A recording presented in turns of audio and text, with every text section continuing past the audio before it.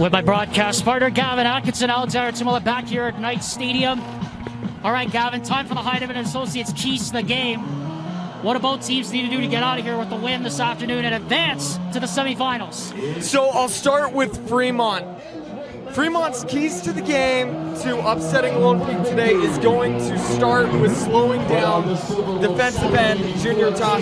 He has 8 sacks on the year. He is the best defensive end I have seen this year. You know, his ability to disrupt the passing game, to slow down the run, you've got to find a way to slow him down. And you've got to get some turnovers, get your offense some extra possessions. Going to the Lone Peak side to avoid the upset, you got to find a way to blow the doors off this game early.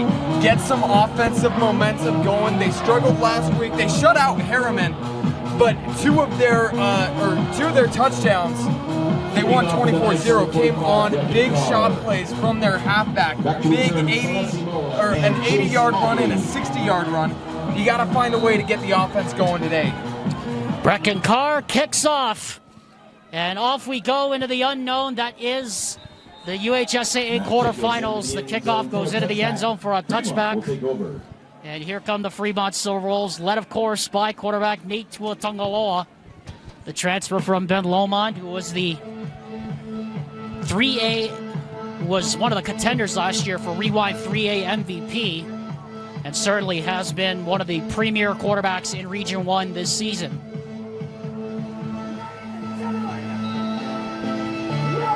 Tuatungaloa will start with Owen Simpkins in the backfield and triple wide receivers to the left.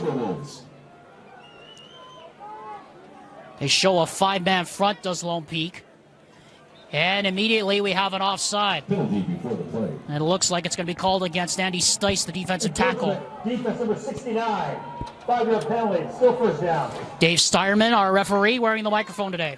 Maybe a little bit of nerves early in this game, but you gotta stop that early. Can't let that affect your game and take away momentum. First and 5 now for Tuatungaloa and co. Simpkins once again remains in the backfield. This time goes with a hard count. No movement this time from the Lone Peak defensive line. Again, triple wide receiver lines up to the left. Owen Simpkins, the lone setback, to the left hip of Manasseh Tuatungaloa. Play clock down to 9. Now running down inside of 5. Play action, Tuatungaloa throws the tunnel screen. That is complete, but not for much to John Suka. And Suka gets about maybe 3 yards before he's brought down by Stasic, among others. And I love that play call, Alex, as you have Junior Tahi on that top of your screen, along with linebacker Cade Hansen bringing that blitz. That is a very scary front coming at you. 2 of Lone Peak's best defenders. Just throw that tunnel screen, get some yards. Second and short. Second and 2 now. Double wide receivers this time with the H-back being Zach Masters. And here is a play action, and Tuatungaloa going to loft one at the sideline, and Zach Masters is wide open, and Masters inside the 20, the 10, and finally knocked down inside the 5-yard line. And that is exactly what Fremont was looking for to begin this game. Wow, Alex, what a job by Tuatungaloa to get that ball away as he had Tahi trying to get the sack. Just floats that up to his receiver, and receiver is off to the races. Great start for the Silverwolves. 66 yards on the play from Manasseh Tuatungaloa to Masters. And already the Silverwolves threatening inside the 5-yard line. Tuatungaloa with Masters the H-back and Simpkins the tailback. On first and goal from the Lone Peak 3. Here's a handoff. This is Simpkins right side. And Simpkins will get inside the 5 as he's brought down quickly by a host of Lone Peak defenders. Jaden Mayberry and Vita Mounga on the stop. Just underway here at Lone Peak's Knight Stadium. Second and goal from the 3. Here for Tuatungaloa. Play action, Tuatungaloa in trouble, he goes down. That time nobody was fooled on the read action. And it was Stasic, among others, in there for the stop. Great job by Lone Peak right there, keeping to your assignments, doing your 111th. You saw the linebacker not fall for that read and then just stopping the quarterback in his tracks. We'll see if they can force a field goal here or a fourth and short, make the coach make a tough decision. Double wide receivers either side on 3rd and goal from the 4.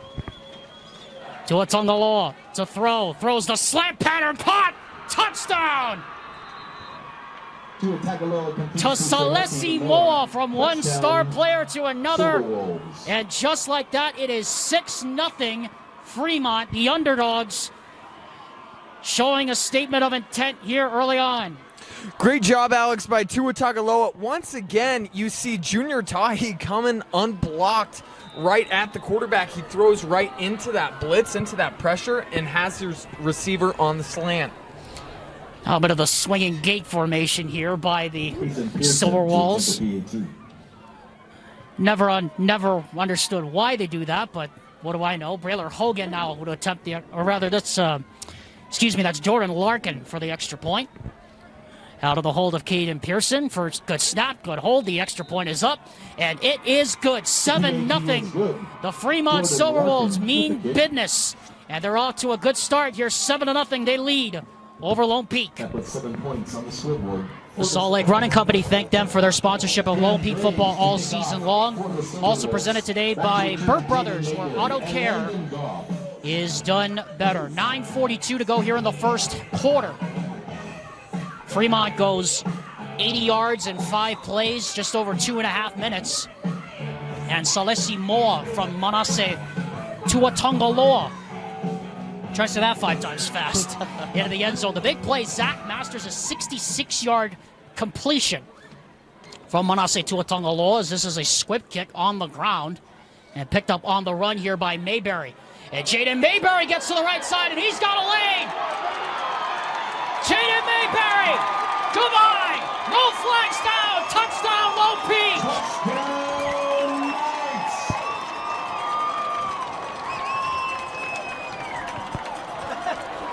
And the fireworks are beginning early this afternoon here at Lone Peak Knights Stadium. Jaden Mayberry with the 80-yard return takes it all the way. What a great job by his blockers ahead of him. Mayberry just had a wide open lane as his blockers were able to separate Fremont, creating a massive alley for him to run through, and then he just shows off his speed. Great response by the Knights.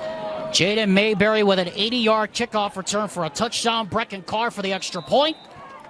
And just as we were scoreless, in about 13 seconds, we are tied at 7 here this afternoon. So Gavin Atkinson joining me, Alexander Smith here in the broadcast booth here at Knight Stadium.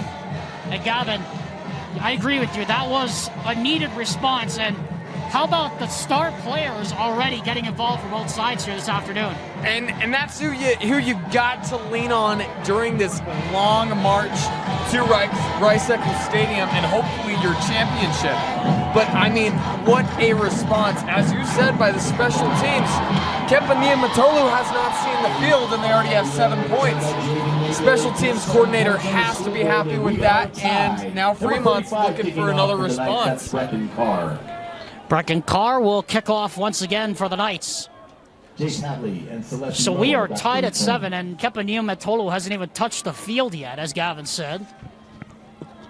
Brecken Carr's kick will go through the end zone once again, and so Zach Masters and Manasseh Tua Tagovailoa and co will start at the 20-yard line. Good time to remind you, next week, Thursday and Friday on the Rewind Sports Network, we're the exclusive home of the UHSAA football semifinals. Join us Thursday and Friday from Rice-Eccles Stadium with Dane and Jeff and Moose and all the boys for the 2024 UHSAA State Football Championships all next week on the Rewind Sports Network on KSLSports.com, as we're having a bit of confusion here with where to spot the ball. Manasseh Tua Tagovailoa to Salesi Moa from 5 yards out, and then Jaden Mayberry responding with an 80-yard kick return touchdown to tie us here at 7 on this chilly afternoon here in Highland. Orbit motion to the back for Tua Tagovailoa on first down, swings it out, passes caught, and for not much. Backwards pass to number 15. Pass was complete to Cade Hadley, but they were not fooled by Jaden Mayberry. Did Lone Peak get him down on the play? 2-yard loss on the play. Second down and 12, Silverwolves. So 2nd and 12 now for the Silverwolves. Again, they went 5 plays, 80 yards, and just over 2.5 minutes to score their opening touchdown of this game. From the 13 now, 2nd and 13 for Tua Tagovailoa. And here's an option pitch to Hadley to the right side. And he gets maybe a couple before he's cut down on the edge there by Cade Hansen, the Sam linebacker. And I tell you, Alex, Cade Hansen has been excellent all year long. 75 tackles on the year, and right there he just shows you why he's able to fly through the blockers and make that first contact on the running back early. 3rd down and 10. Remember, last time the Silverwolves had a 3rd down, they converted with a touchdown pass to Salesi Moa. Now this is 3rd and 10. And Tua Tagovailoa to throw. Got time. Now it's flushed out of the pocket. Now steps up, throws to a wide open man. That is complete. And what a catch to Chase Hadley. And Hadley is shoved out of bounds across midfield. And that mobility is what makes Tua Tagovailoa so dangerous, Gavin. And there's another 1st down on a long completion. As you said, that mobility, that ability to improvise, and Jaden Mayberry just took, just the wrong angle on that, or he could have minimized that play. Took it a bit too shallow of an angle, and it was off to the races. 1st and 10 now from the Lone Peak 42. Tua Tagovailoa on 1st down. Handoff goes to Hadley. And Chase Hadley this time will nose his way into the pile for about maybe 3. Just underway here at Lone Peak Knight Stadium. Alexander Timilip and Gavin Atkinson. You missed a lot. In case you're joining us, Fremont scored on its opening drive in just 5 plays thanks to a 60-plus yard completion to Zach Masters. And then Jaden Mayberry scored a touchdown on a kickoff return. And now Manasseh Tua Tagovailoa has the Fremont Silverwolves inside midfield again. 2nd and 7 from the 40. And here is a read option by Tua Tagovailoa, and he goes nowhere. And there's the man you just pointed out. That's Junior Tahi exploding through the middle. And it'll bring up another 3rd down. So we're going to see another 3rd and long for Fremont. They've been able to convert on a few of them early in this game, but it is really hard to stack these 3rd down conversions. Lone Peak's looking to get off the field. They've been running a lot of man coverage. I expect to see some pressure coming from Lone Peak. You would think that's going to be the case with Ryan Denny's defense here on 3rd down and 9 from the 41. This might be 4-down territory for the Silverwolves, depending on how they want to play it. They bring extra. Tua Tagovailoa trying to set up the screen, and it's just a little too far out in front of Salesi Moa. And it's 4th down and 9 and decision time here for head coach Nate Tua Tagovailoa. And it looks like they're going to go for it here. Aggressive play call early on, but a punt gets you a little bit of yardage if you can get that punt to stay out of the end zone. We'll see what they run. I expect them to throw it to Salesi Moa, one of their best receivers, but we'll get a timeout first. Their first timeout of the 1st half. So we will get a timeout, and we'll be back after this word from Burt Brothers on the Rewind Sports Network, where auto care is done better. Thank you, Burt Brothers, for your sponsorship of Lone Peak football all season long. Also thank Roofers Supply, your trusted partner with 8 locations throughout Utah. Roofers Supply encourages you to take it to the top. So 4th and 9. We'll see what Nate Tua Tagovailoa, the head coach, calls up here. Shotgun formation for Manasseh Tua Tagovailoa on 4th and 9. And they're going to throw it. And Tua Tagovailoa's got time. He steps up in the pocket, now rolls out of trouble, stays alive, and now just throws it away into the bench. Great coverage downfield by the Lone Peak defense. And Lone Peak will get the football back. You saw Tua Tagovailoa trying to improvise, trying to give his receivers time to get open, but the safeties and the defensive backs did not allow it. They were covering their men the entire time, and he really just didn't have anywhere to go with that ball. Now we'll get to see our first look at Lone Peak's offense and see if they can take control of this game. From the pistol, 1st and 10, this is Kepa Niumetolu, the Alta transfer. His first offensive snap of the game is a pitch to Sam Wright, the tailback, and he gets nailed on the outside, brought down immediately by Brant Colford. Now we have a flag down in the backfield, the defensive backfield. Dave Steierman once again is our referee. We will see what this flag is all about.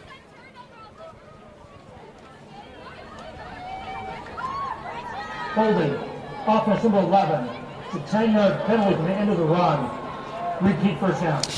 Penalty called that time on Ty Cogswell, the Z receiver. And boy, does that hurt your momentum starting this game with your offense with the penalty. Their defense started with the penalty, that encroachment, and now their offense has started with the penalty. That's a storyline we don't want to see Lone Peak develop throughout this game.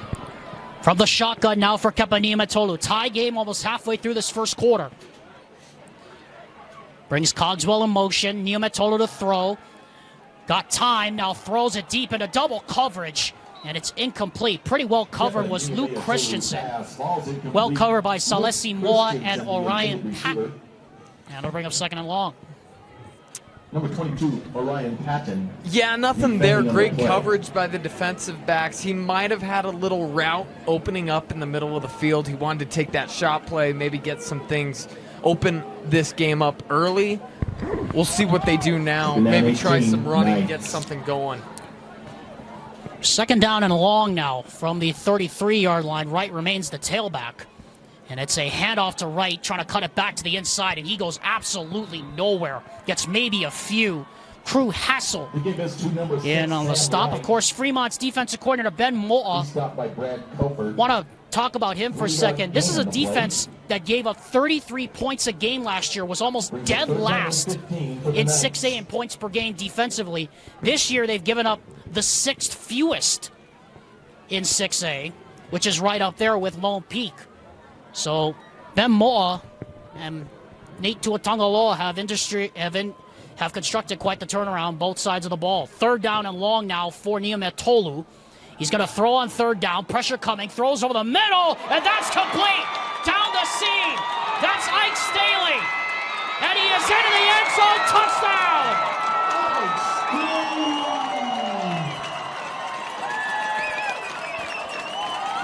Got right behind the defenders, down the seam, and Lone Peak goes in front for the first time. And I tell you, Alex, what a throw from Kepa Niumetolu as he threw that right in a tight window in between Orion Patton and Salesi Moa. If that was any more right or any more left, it was deflected or picked off.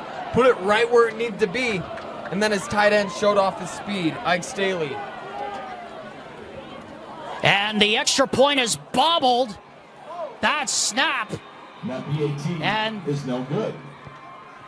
So after the touchdown, a snafu on special teams, and it'll remain a 6-point game. But nonetheless, Lone Peak takes the lead for the first time this afternoon. They lead 13-7. Back after this quick word from Mountain Land Truck Outfitters. So all of the touchdowns in this game have been explosive plays here thus far for both teams as Brecken Carr kicks off. And this will be returnable at the 2-yard line. And out to the 10, 15, 20. And getting close to the 15-yard line and getting knocked down is Jace Hadley. He's hit hard by number 25, Tavita Maunga. Tavita Maunga on the stop. And it's a good time to remind you the Rewind Sports Network's coverage of Lone Peak football is presented by Popular Commercial Loans for any amount from $2 to $100. For just $2, 100 million commercial loaners. Call PCL Group. Call them today at 801-694-6281. And for just $2, you can find out why Popular Commercial Lending Group is the trusted source for commercial loans. Manase Tuatongaloa on 1st and 10, hands to Owen Simpkins, following his blockers to the left side, and he'll get about a yard over left guard. And I think, Galvin, that's going to be the key, is can Fremont establish the running game against this really good Lone Peak front seven? And that's, as you said, it's going to be one of the biggest storylines of this game. They can't be one-dimensional, but, oh, it's so hard to stop this Lone Peak front seven, especially that top side of your screen. They're very solid, and they do a great job of getting off of their blocks. He showed just a 3-man front here for Tuatongaloa. 2nd down and 9 from the 16-yard line. Fremont is cross midfield both times in their drives. Tuatongaloa to throw on 2nd down. Throws the crossing pattern. That is complete. And stepping out of bounds quickly with a 1st down is John Suka. And Suka has 9 yards, and that's a 1st down. Great job finding his check down guy as he had pressure coming off the edge. Just fires that one to his little under route, and then he shows off his speed, gets the 1st down. That's going to be a key to slowing down this Lone Peak pressure. 1st and 10 from the 25. Manase Tuatongaloa already over 150 yards passing in this 1st quarter alone. On the big completions to Zach Masters, and of course the big completion on 3rd down to Jace Hadley. He has Owen Simpkins to his left. Low snap, but able to control it. And he's going to gun this one into coverage downfield. And well covered on the play and incomplete. Pass was intended for Salesi Moa, Wes Valgertson, the Hawaii offered cornerback. Pretty well covered. Great coverage by Valgertson. You know, he does everything he can to make that catch difficult. Then you have the receiver fighting the sun in his eyes. That one just too difficult to bring down, brings up 2nd and 10. We'll see if I'd like to see a little bit of a halfback draw play. Try and get this Lone Peak to go down the field on their rush and go up the middle. Play clock down to 5 here. Owen Simpkins orbit motion to the back.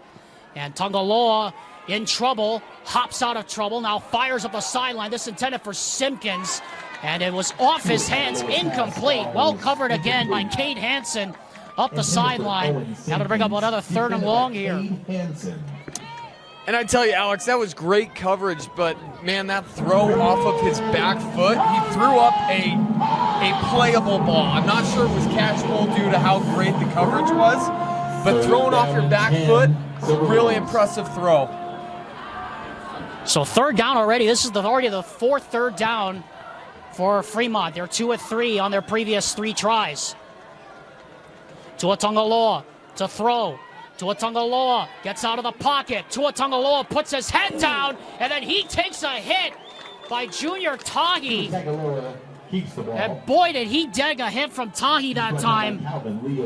And I have to tell you, Galvin, I'm surprised there wasn't a flag, because Tahi looked like he hit Tongaloa in the head. And I'm with you, Alex. We saw first contact made by Calvin Liavaha. He looked like he was playing a little bit of a quarterback spy, and then Junior Tahi just went and cleaned it up, but ooh, that one hurt, and it looked like he got his head. Lone Peak lucky that one didn't get flagged. Nobody back to receive this punt here for Lone Peak. They're bringing everybody. And this ends up being a good punt here for Kason Pearson. And Pearson's punt's going to die right at the 29-yard line. So all told, a 49-yard punt, no return. And as Lone Peak trying to get a little bit, maybe too aggressive right there on that snap. So this Lone Peak offense comes back out, and we'll see what offensive coordinator Gary Trowbridge decides to throw at the Silverwolves next. With 3:12 left here in the 1st quarter, Alexander Timop alongside Gavin Atkinson. We have 2 more games coming up for you, top of the hour. Davis at Skyridge, and we have Viewmont at Roy. Here's a handoff to the right side, and this time he gets maybe a couple. Over the 30-yard line, he gets maybe a yard and a half. Brought down on the play by Brant Colford, among others. 2-yard gain on the play. Brought down by number Brant 47, Colford, Rich one of the Finley. key players of this Fremont defense. 104 tackles on the year. He has been all over the field, flying down, bringing down the running backs, and making big tackles. He's a sure tackler. Watch for him to have a big impact in this game. Second down, 8 yards to go. Ball is on the 31-yard line. Niumatolu to throw, throws the screen. That is complete. That is Cogswell. And Cogswell brought down, but not before he gets a first down all the way to the 45-yard line. Picks up the first down for the Knights. And a big first down there for the Knights as they get rolling here. We see Cogswell right there just fight over these smaller defensive backs, showing off his strength. This Lone Peak offense flexing their muscles right now. 1st and 10, Knights. Approaching 2 minutes to go here, first quarter. From the 45 now. Lone Peak has it 1st and 10. Niumatolu with Christensen in motion. Hands off on the cutback. This is Wright, and Wright again gets maybe a few over left tackle. He gets maybe 3. Sam Wright. And so far, nobody been able to establish the running game so far, Gavin. But that's what we expected coming into this game. Both these front sevens, very, very disciplined. And the score is a little misleading. As you see, we already have 20 points scored in this game. But they've all really come on shock plays, on big shots, and the defenses have played well so far. Second down, 8 yards to go. Niumatolu from the shotgun. This time play action, throws, and it's picked off. That's Brant Colford. And Colford down the sideline inside the 10, and he is brought down inside the 5. Sam Wright saved the touchdown. And on cue, Gavin, another big play. That time it's Brant Colford who makes the pick, and just like that, Fremont is on the 5-yard line again. And I tell you, Alex, sometimes when you're told to blitz as a linebacker, you know you're not going to get there. You watch the quarterback's eyes. You see if you can read where he's going to throw the ball. That time we see Colford do it, jumps up, snatches the ball out of the air, off to the races, and just couldn't get into the end zone. So 1st and goal from the 4-yard line here for the Fremont Silverwolves. Calvin Cooper comes in as a Wildcat quarterback now with Chase Hadley in the backfield.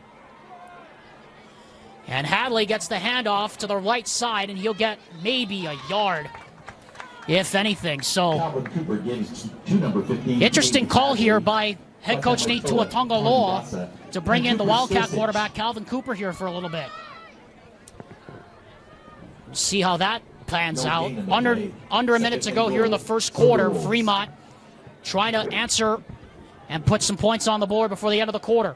Hadley goes in motion. Cooper looking, gonna run it. Cooper got a seam to the right side, and he gets chopped down inside the 1-yard line by Mayberry. And let me tell you, Mayberry, if he doesn't get him, he probably gets into the end zone. A touchdown-saving tackle by Mayberry. Really impressed with his impact on the game so far. Brings up a 3rd and 1, and if they can get off the field or get this stop, it brings up another tough decision for Fremont. 2 for 4 in this quarter on 3rd downs. I don't expect Fremont's going to run a play here. They might just try to jump the Knights, but they are going to run a play. It's Hadley trying to power his way through, and he gets into the end zone. Touchdown! Number 15, Cade Hadley. He takes it into the end zone for a Silverwolves touchdown. And just like that, the Silverwolves answer back, and they're an extra point away from taking the lead with 4 seconds left here in the first quarter. Great job by Hadley fighting through the tackles. He, was hit fairly early on and just able to break those arm tackles, fight into the end zone, get the 6 points for your team. And again, the swinging gate. Again, I never understand why they ever do the swinging gate, because it never works. I have yet to see a situation where it works. Then again, what do I know? I don't know football. I've been only doing this for 3 years. Jordan Larkin's extra point is up, and it is good. And Fremont retakes the lead with 4 seconds left here in the first quarter. It's a good time to remind you the Rewind Sports Network's coverage of Lone Peak football and the UHSAA Championships is presented by doTERRA, a proud sponsor of Lone Peak football that helps athletes around the world maintain their highest level of health and wellness. Learn more about how you can up your health and wellness game today at doTERRA.com. 14-13 our score here And like Gavin Atkinson, my broadcast partner with Alexander Tim up here at the broadcast booth here at Knight Stadium, said all the plays have been on big plays. A 66-yard completion to Zach Masters set up the 4-yard completion to Salesi Moore. The pick by Brant Colford set up the Chase Hadley touchdown, and then the Ike Staley touchdown of 60-plus yards was also preceded by an 80-yard kickoff return by Jaden Mayberry, who was back to receive the kickoff. I think I got all that, Gavin. Correct me if I'm wrong. Kickoff is a pooch kick to that right side, trying to keep it away from Mayberry and getting out of bounds with 1 second left on the clock on the play. That's one of the upmen out there. That's Justin Thayer, the backup tight end. He brings it back to the 35-yard line. So good field position here for Lone Peak. And they'll be looking for a little bit of redemption after the turnover cost them their second drive of the ball game.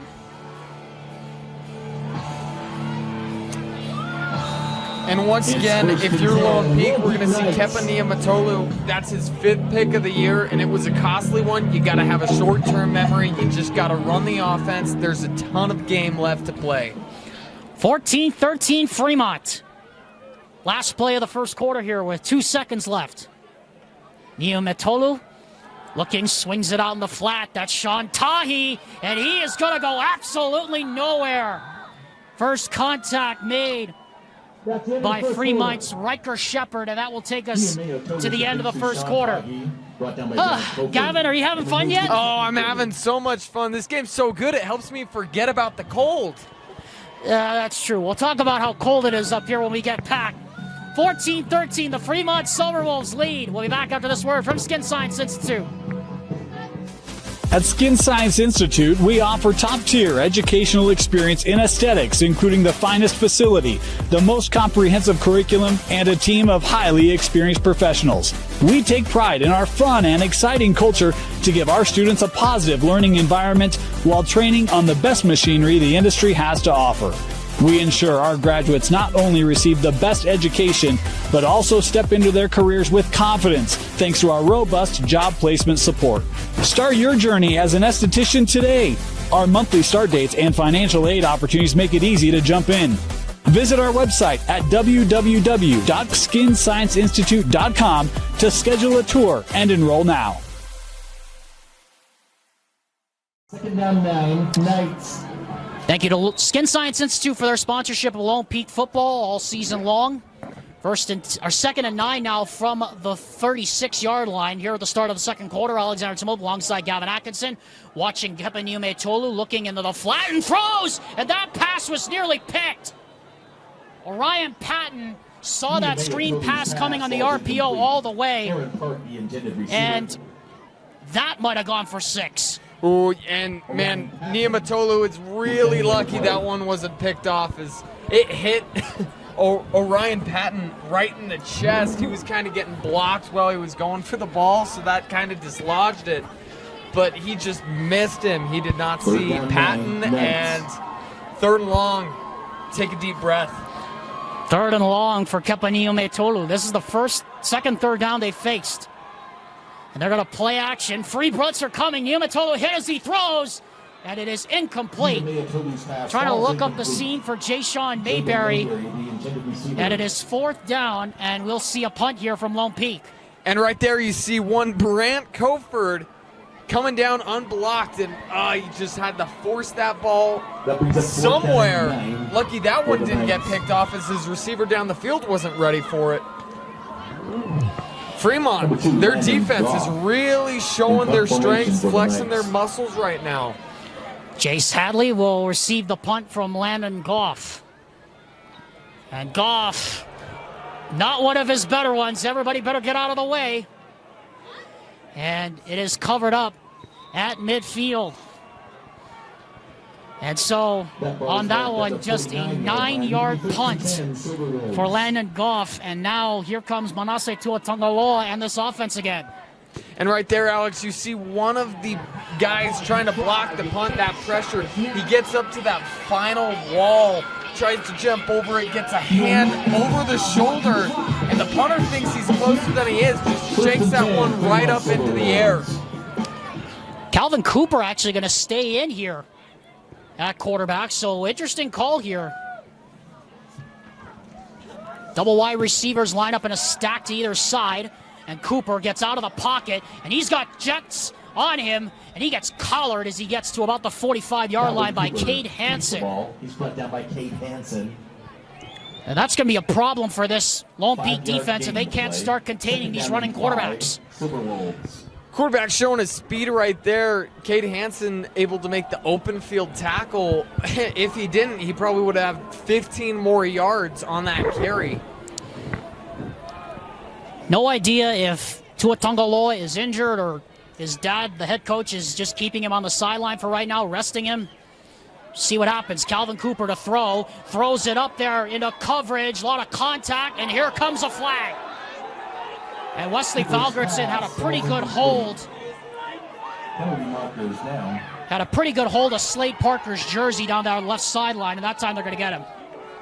I think some of the fans are gonna complain, thinking it's uncatchable. There was a pretty good jersey grab there, but great pressure from Lone Peak's front seven again, as that one was almost swatted at the line.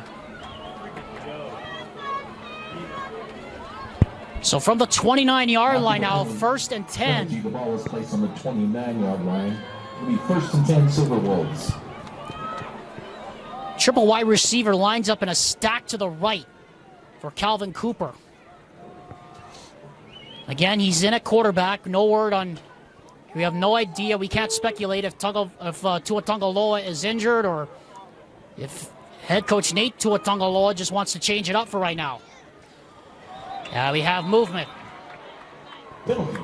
False start. 55, offense. 5-yard penalty. Still 1st down. Penalty called on the, called 55. I don't see a 55 out there on the field. Now from the 34-yard line, 1st and 15 for the Silverwolves. He called out Topilele Noah for the false start, did Dave Starman. Again, that's only the first penalty of the game against Fremont. Lone Peak, by contrast, has only 2. 1st and 10 from the 34-yard line. Simpkins goes in motion to the back. Cooper, he's got time. Now runs out of there, and he's going to get swallowed up. That time, not much ways to go. Cooper Stosich able to get him to the ground. Cooper Stosich right there. You see a little bit of a quarterback spy playing in his zone and taking away any of the crossing routes, the shallow crossing routes. Then he just sees him step up in the pocket and try and run. Steps up, makes the tackle, and it's 2nd and long. 2nd down, 14 Silverwolves. They gave him 2 yards officially on the play. 2nd and 13 from the 32. They are right about on the edge of field goal range for Pearson, or for Jordan Larkin, who was kicking from about this distance, 40 yards in warm-ups. And we have another flag. And we're going to have a delay game. Offense, number 9. 5-yard penalty. Remaining 2nd down. That's going to make it 2nd and longer. And these are the unforced errors, Alex, that you can't afford when you're playing as an underdog. To pull off this upset, you need to play the cleanest game you have all year. You need nip in the bud right now. No more penalties rest of the game for Fremont. Again, Tua Tagovailoa just standing there on the sideline. He's got a glove, looks like, on his left hand, his throwing hand. Has Cooper to throw. Cooper, again, trying to get out of there. Now just throws it toward the sideline and just throws it into the bench. Cooper's pass falls incomplete. And it'll bring up another 3rd and long here. Intended for John Suka. Defending on the play. And now we're going to see Manasseh Tua Tagovailoa come back in. With heavy pressure. We'll see what Tua Tagovailoa can do right here. His offense struggling on those last 2 plays under the Wildcat quarterback. 3rd and long, we'll see if they can create some magic, maybe make it a 4th and short, and tempt his coach to go for it. Again, they're right on the edge of field goal range. You need about maybe 10 yards. Tua Tagovailoa to throw. He's got time, and he's going to run out of it. A coverage sack for the Knights. That's Bot Mulatalo and Junior Tahi. And finally, the first sack of the game comes with 9:16 left in the second. And Fremont will punt the football. And I tell you, Alex, that was a great job by both ends, but he fought through that block. Bot Muliatalo fought through the block, and it was a hold. He got him around his neck, fought through it, got the sack. Great strength shown by the defensive ends there. Oh, and a big hit on the punter. And we have the official was thinking about throwing the flag, but Kason Pearson was hit and there was no flag. 33 blocked defender into the punter. They say that he blocked the defender into the punter, but I don't know, Gavin. That looked like Calvin Leava'a ran over the punter. That should have been a flag. To me, Alex, what I speculate is perhaps the blocker just kind of went down. He got ran over, and then, you know, the 17-yard line. Lone Peak defender just ran right through him and into the punter. But an interesting call early on. So that's 2 calls now we've seen go against Lone Peak that maybe you can argue they got away with. 1st and 10 from the 20, or call it the 17-yard line. This is Niumatolu to throw. Throws a high pass caught by Tahi, and he goes absolutely nowhere. And again, great coverage downfield by Fremont, not allowing anybody to get open, and a gain of maybe 3. 2-yard gain on the play. It's 2nd down and 8. And I tell you, Alex, so far in this game, I have been impressed with how Fremont has played. Lone Peak's offense has been really good throughout this year. They've been a little overshadowed by their defense, but they've been solid and they've been able to shut them down for the most part, other than a couple big plays. Niumatolu again to throw, bat it up in the air, and it falls harmlessly to the turf, incomplete. And it looked like that time it was Caden Sepulveda who got his hand on it, breaking through the middle. And again, it'll bring up another 3rd and long here for LP. Another dangerous ball just gets tipped up into the air. We saw the right tackle for Lone Peak picking up a block, Jared Smith, that made it so Fremont wasn't able to pick off that ball. But really impressed with how the Silverwolves have played up until this point. 5 seconds left of the play clock. Niumatolu from the shotgun. They bring 4. He gets protection. Niumatolu fires, and it's dropped. Jay Sean Mayberry thought about running with it before he caught it. And it's 3 and out for Gary Trowbridge in the offense. And that's something you don't see very often. Jay Sean Mayberry, really one of their best receivers. 35 receptions, 441 yards on the year. And that's just something you can't have, those miscues, as they'll give it back to Fremont. So Jace Hadley now back to receive the Landon Goff punt. Again, looks like Fremont's bringing everybody. Goff gets off a much better kick. That will take a hop and a skip, and it will die at the 43-yard line, where the Silverwolves will take over. The Rewind Sports Network's coverage of Lone Peak football is presented by Tech 9. Tech happily with Tech 9, where Utah goes for custom software development, and by G2G Protein Bar, helping all of us busy people eat well when we're on the go.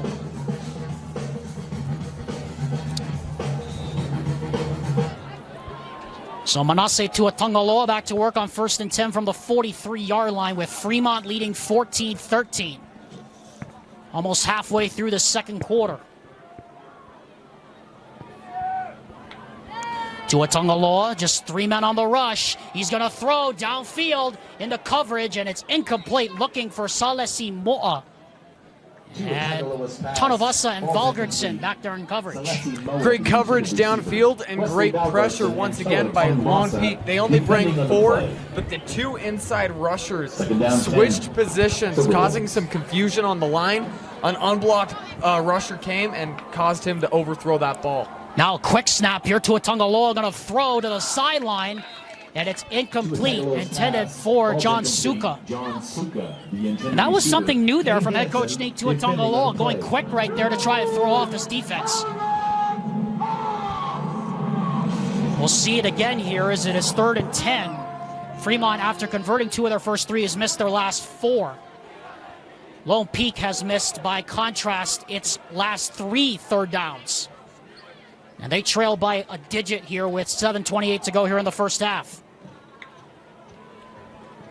And again, no movement from that Lone Peak front 7, and we'll have a timeout. 7:28 to go here in the first half. It is 14-13 Fremont. Back after this. Back here on the Rewind Sports Network, our coverage of Lone Peak football is presented by Taco Bell. Taco Bell loves Lone Peak, and Taco Bell loves them back, where fans and flavor come together. Remember to enjoy the game and to always live Moss. And also presented by Rovin Capital, partnering in your peace of mind through planning and investment management. Alexander Tumalev, Gavin Atkinson here at Lone Peak Knight Stadium, 3rd and 10. As the defenses have sort of dug their heels in here in the second quarter. Manase Tuatongaloa has triple wide receiver to the left in this formation. And just 3 men on the rush. Tuatongaloa steps up, gets clobbered as he throws into double coverage, batted around, and it falls to the ground, incomplete. As Celeste Moa had to play defensive back there, his secondary position, with Jaden Mayberry and Valgertson, among others, in that crowd. And once again, that Lone Peak front getting pressure on the quarterback. Tuatongaloa just threw that one up there, took a big hit as he threw that one up, and man, that's one you don't want to see very often if you're Fremont. Lucky that one wasn't picked. Kason Pearson to punt the football, and this time he gets off a good punt. It'll be taken by Landon Goff at the 24. And Goff trying to get to the sideline, and Goff has a lane. And Goff is brought down across midfield at the 45-yard line.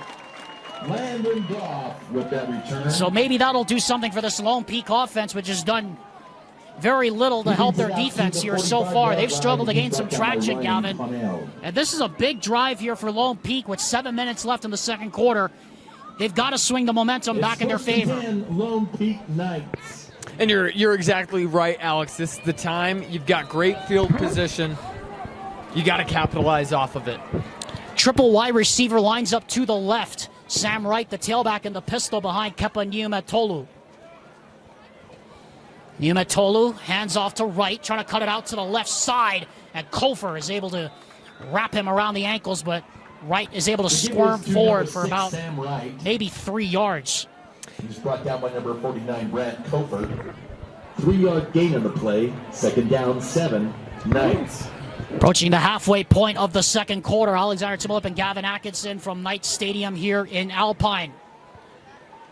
The number 3 seed Lone Peak getting tested here by the 6 seed Fremont. Both defenses have dug their heels in after a hot start by both offenses. Second down, 7 yards to go. H back in the formation, double wide receivers to the left. Staley comes in motion to the right. Niumetolu offset shotgun. Takes the snap. Blitzer coming. Niumetolu throws to the wide side of the field. Little confusion. And the pass falls incomplete. Intended either for Mayberry or for Staley. But again, nobody in the vicinity. And once again, it'll be third down. And right there, I wonder if he got a little bit excited as Deshaun Mayberry was wide open on that crossing route. Just sailed it right over his head. 3rd and long. This Fremont defense might have gotten a little bit in his head of Kepa Niumetolu, as he has not quite looked the same since that pick. Sean Tahi now goes in as the single setback. 3rd down and 7. Again, Lone Peak has not converted their last 4 third downs. Niumetolu to throw. 4 men on the rush. He has time. Now he's going to step up in the pocket. Now he's going to take off and run. He slid, but they're going to say he slid at the marker, Gavin. Remember, it's not where you start or end up, it's where you start. Wow, they're going to give him the first down. I thought he started sliding about a yard before that, but a generous spot, and they give him the first down. Regardless of the spot, Kepa Niumetolu showing off his ability to improvise, showing off his speed as he outruns Koford and gets to that first down marker. From the 35-yard line now, 1st and 10. Here's Tahi left side. And Tahi is hogtied around the ankles after picking up, call it about maybe 5 or 6. As Lone Peak trying to retake the lead before halftime here with 5:27 to go in the first half. And by the way, that's the best gain anybody's had on the ground, either side in this first half. 2nd down 4, Knights. 2nd down and 4 for the Knights. Ball at the 29 of Fremont. This is the deepest that they have advanced into Lone Peak territory, and we have a penalty flag and a false start. Dave Steierman, again, our referee. False start. Offense number 70. 5-yard penalty still, 2nd down. That's Austin Pay, who gets called for the false start. 3rd penalty against LP. And Alex, that is, you know, it negates that run, that 6-yard rush that we just saw, first big rush of the game. And those are the unforced errors that you can't afford in the playoffs. From the shotgun now, Niumetolu. Play clock down to 5. Takes the snap. 3 men on the rush. Lofts one up there for Mayberry, and it's broken up. What an excellent play that time by Orion Patton, who was stride for stride with Jayshawn Mayberry the whole way. And it'll be another 3rd and long here for LP. And you hit it right on the mark. Orion Patton, great coverage. He doesn't get there too early. There isn't too much contact. As soon as that ball hits the receiver in the hands, hits Mayberry's hands, he breaks it up. He gets his hand in there and knocks the ball out. Perfect coverage, just as coach tells you to do. 3rd and a long 9. This could be 4-down territory for LP. 4 men on the rush. They bring extra. Throw to the sideline. And it is caught but short of the first down. It is complete to Cogswell, but he's going to be about a yard short of the first down, about a half a yard short. Brings up 4th down and 1 for the Knights. So it's 4th and a yard to go, and obviously, I mean, I don't think there's any much doubt here. Gary Trowbridge, you definitely go for this one. I mean, down by a digit and 4.5 minutes left to go. We'll see which side of the trench, of the line of scrimmage, can flex their muscles. We won't see it yet because we've got a timeout, but a very interesting, intriguing play coming up that could define the rest of this quarter and have impacts on the rest of the game. 14-13 LP, trailing by 1, looking to get back in front. I'd like to thank Skin Science Institute, by the way, for being the presenting sponsor of LP football. Start your journey as an aesthetician by visiting skinscienceinstitute.com to schedule a tour and enroll now. 4th and less than a yard from the 29-yard, from the 20, not the 29-yard line, actually the 26-yard line. 4:29 left here in the first half. And here's the classic Lone Peak power I here. I formation in the backfield. Tahi dotting the I on 4th and a yard. Here's the handoff to Tahi. He's got it, and then some. Got a blocker inside the 5. Touchdown! Sean Tahi with a nice touchdown. 25-yard run by Sean Tahi. And it looks like the Knights are going to go for 2.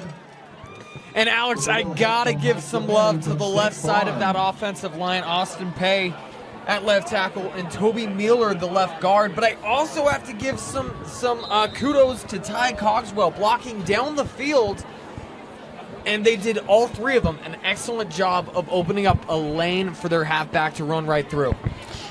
So Niumetolu from the pistol. This will be a 2, or from the shotgun rather. 2 points to be tried for here. Cogswell lines up as the H-back this time. That's a new wrinkle. And Niumetolu is going to try to pitch it backwards. And Cogswell, or Staley rather, is just going to have to eat it. I have no clue why the Philly special was on there, but Fremont obviously wasn't fooled, and it'll be a 5-point game still. Sometimes, Alex, you overthink your play calling. You make it a little bit too complicated, and against this Fremont defense that has been disciplined all year long, you're not going to catch them on the reverse. They're going to be able to make the play as they did right there, and we've seen them miss on 2 points after their touchdowns with the botched point after, and then that play just got bossed right there. 25 yards in 6 plays and a 2-minute 45. Yeah, and as you said, Gavin, that could be huge down the stretch. We saw how big an extra point mattered last week when Hawaii defeated Fresno State. Up in Fresno, the blocked PAT ended up being the difference in that game, as Hawaii won by a single point, determined by that blocked extra point. Brecken Carr hits a line drive that Hadley will take on the run at the 4. And Hadley, and he gets to the 25, and then he gets clobbered by Jude Mulitalo, among others, at the 25-yard line. And here comes this offense again. Great job by Lone Peak's coverage team right there. Usually those line drive kicks you don't really like because it doesn't give your coverage team time to get down the field, but they did a great job fighting through the block and making the tackles. Silverwolves back to work, 1st and 10, and Calvin Cooper once again back in a quarterback. And again, 5 wide receivers.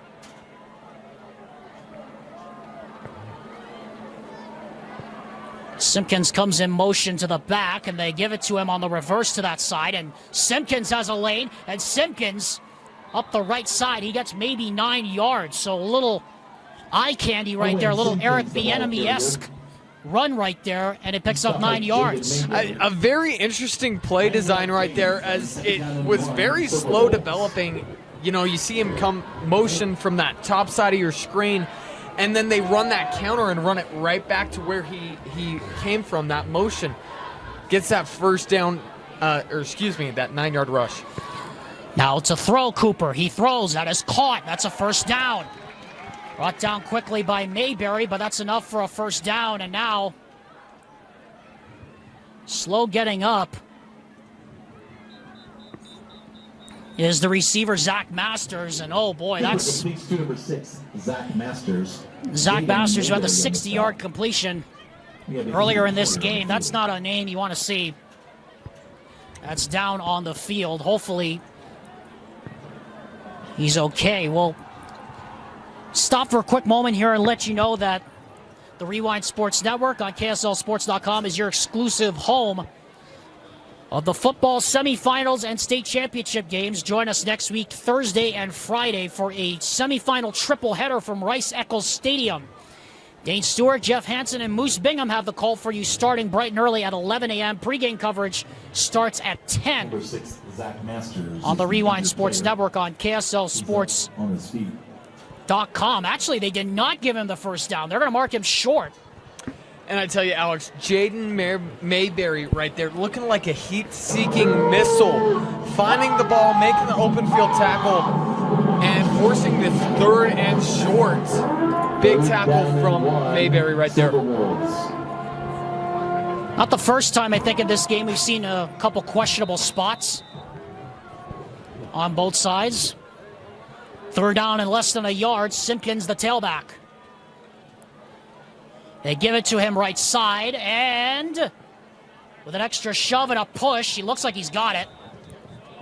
And he does. We give this to Owen Simpkins. Forward progress will give him the first down yardage. Great job by Fremont's offensive line, just opening up enough of a hole. You had Lone Peak, basically their entire defense, up on the line of scrimmage trying to prevent that 3rd down conversion, and you did just enough. 2 minutes and 53 seconds left in this first half as the sun begins to set behind us in the background. Cooper throws to the right side. That is complete. And what a move by Celeste Moore, breaking ankles and tackles as well. He gets ridden down from behind at the 39-yard line, and a first down for the Fremont Silverwolves. Max Hamblin finally diagnosed the play, but not before he picked up another 20 yards. And meanwhile, they go quickly. And here is a handoff to Simpkins left side, and he'll get a yard to about the 39-yard line. Going back to that last play by Celeste Moa, he was juking people out of their shoes. Man, that was really impressive.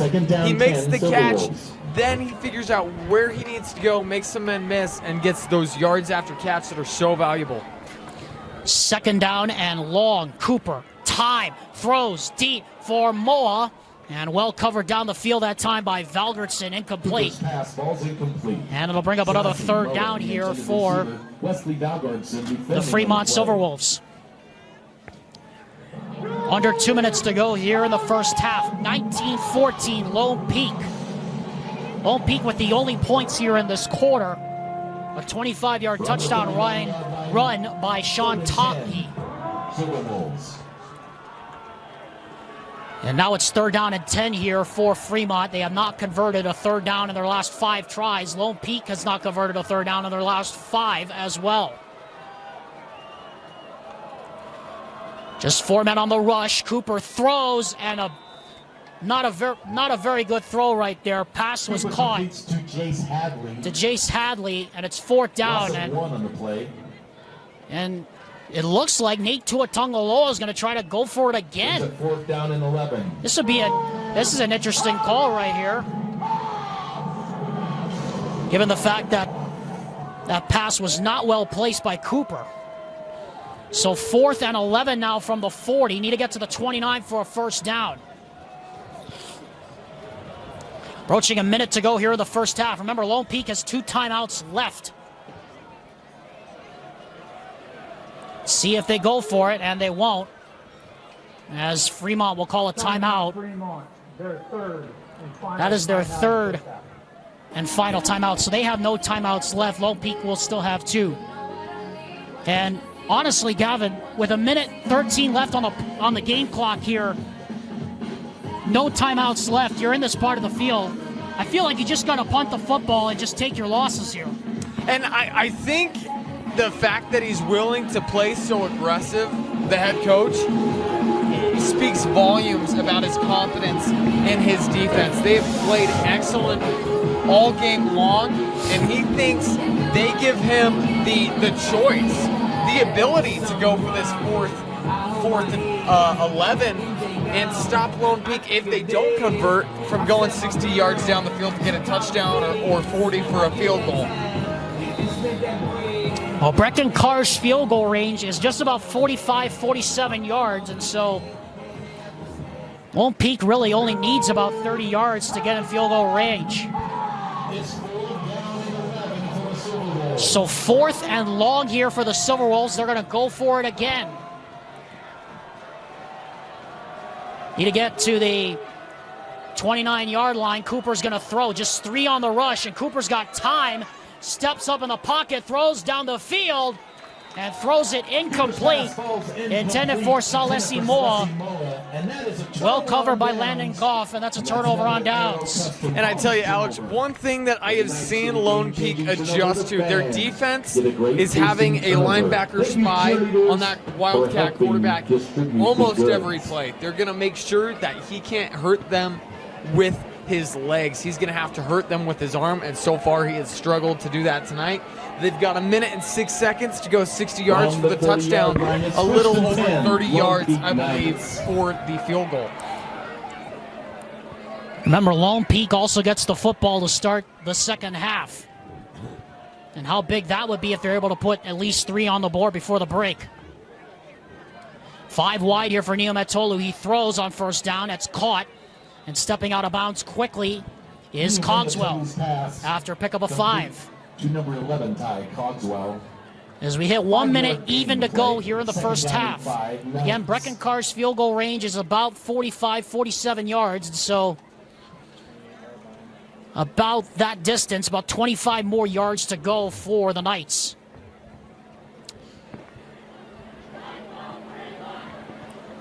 Silverwolves trying to stay afloat here late in the first half. Remember, LP gets the football to start the second half. Alexander Timolip, Gavin Atkinson with you here at Lone Peak Knights Stadium. Play clock down to 2. Play clock down to 1, and they just got it away. Niumetolu looking over the middle, throws in a coverage, and it's incomplete, intended for Luke Christensen, the converted quarterback. Ball's incomplete. Colford on the coverage in the middle of the field as well as Riker Shepard. And now this is 3rd down and 5 with 57 seconds left in the first half. Remember, Lone Peak has not converted its last 5 third downs. Fremont, by contrast, has also not converted its last 5 third downs. They come out with 5 wide receivers. Niumetolu, Foreman on the rush. Got time, now throws deep down the field. It is caught! Ike Staley out of bounds inside the 20-yard line. That's a first down and more. And a first down for LP. They'll stop the clock with 50 seconds left in the first half. And I tell you, Alex, that was the perfect throw. He throws that back shoulder ball. It looked like some pretty good coverage, but he put it right where his receiver could turn around, have the sideline as some help, and catch that football. Threw it away from the help of the safety coming over. Great throw from Niumetolu. So from the pistol now, 1st and 10 from the 20.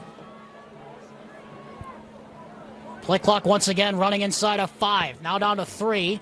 Niumetolu hands off to Tahi, right side.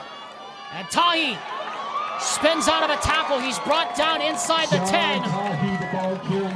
And finally, Lone Peak getting some traction on the ground. It's 1st and goal, Lone Peak.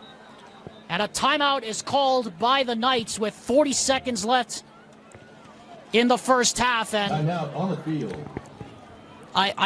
we keep harping on it, Gavin. I mean, you can only go for it for so long, and maybe Nate Tuatongaloa maybe a little too confident in his defense right now. And that is, you know, the risk you run. You either get to keep the ball, your offense has been struggling, and now the momentum has flipped. Right there you saw the right side of the offensive line. Sione Moeki and Jared Smith just blocking down the field, open up that hole. And Sione Moeki was 15 yards down the field with his blocking assignment. Loving the way this Lone Peak offense is getting the rush going. They've had 2 really big rushes here, and with 42 seconds to go, 6 yards to the end zone, it's hard to imagine a scenario where they don't punch this one in. Keeping the Knights football players healthy is their claim to fame. And again, Nate Tuatongaloa maybe getting a little too aggressive down late here in the first half.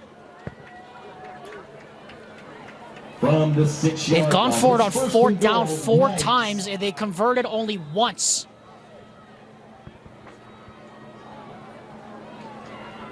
.42 seconds left here in the half.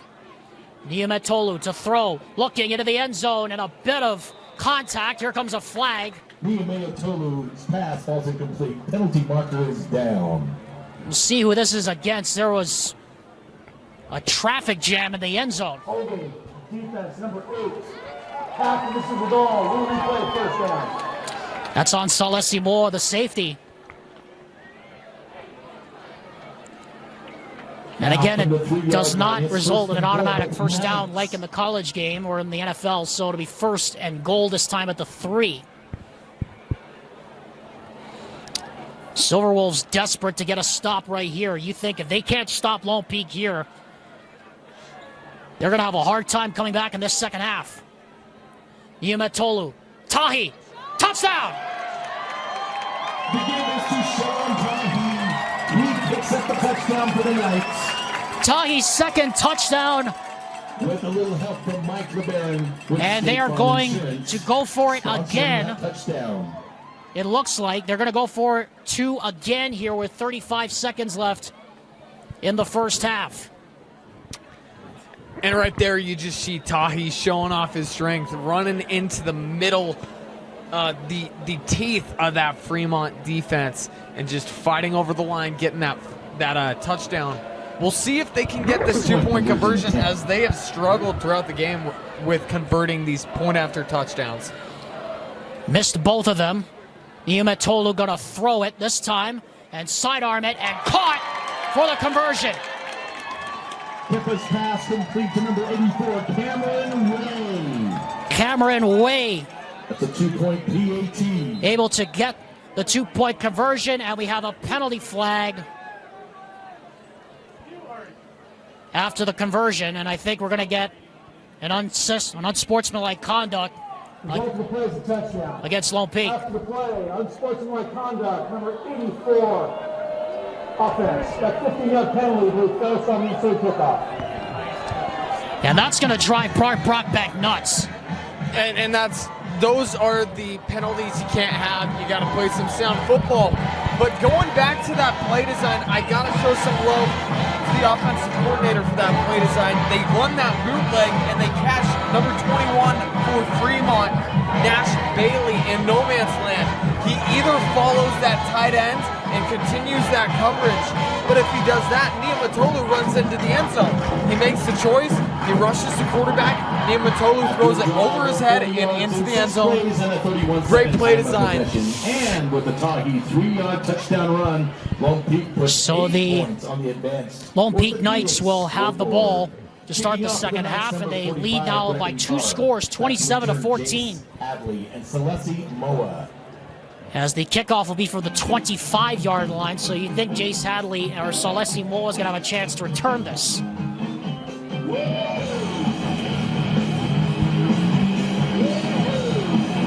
Fremont got a turnover and were able to turn it into points, but other than that, Lone Peak mostly controlling the game through this first 24 or so minutes. Brecken Carr set to kick off from the 25 following the penalty on Cameron Ray. This is a short kickoff, and it is going to take a bounce and be gathered up and covered quickly by Jace Hadley at the 33-yard line. So that kick is down. The Silverwolves will have 33 seconds to get down the field in at least field goal range with no timeouts. It'll be marked at the 31-yard line. And you've got to find a way to balance aggressiveness with, okay, live to fight another down. We saw their aggressiveness kind of bite them on their last possession, but I'd like to see 1 or 2 more shots, get some momentum before halftime. That doesn't work.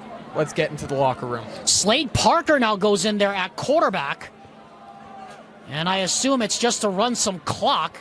As Parker's going to get to the sideline, he gets pushed out of bounds with 26 seconds left here in the first half. So we've seen 3 quarterbacks be employed here by head coach Nate Tuatungaloa. Brought down by Wesley Valgardson.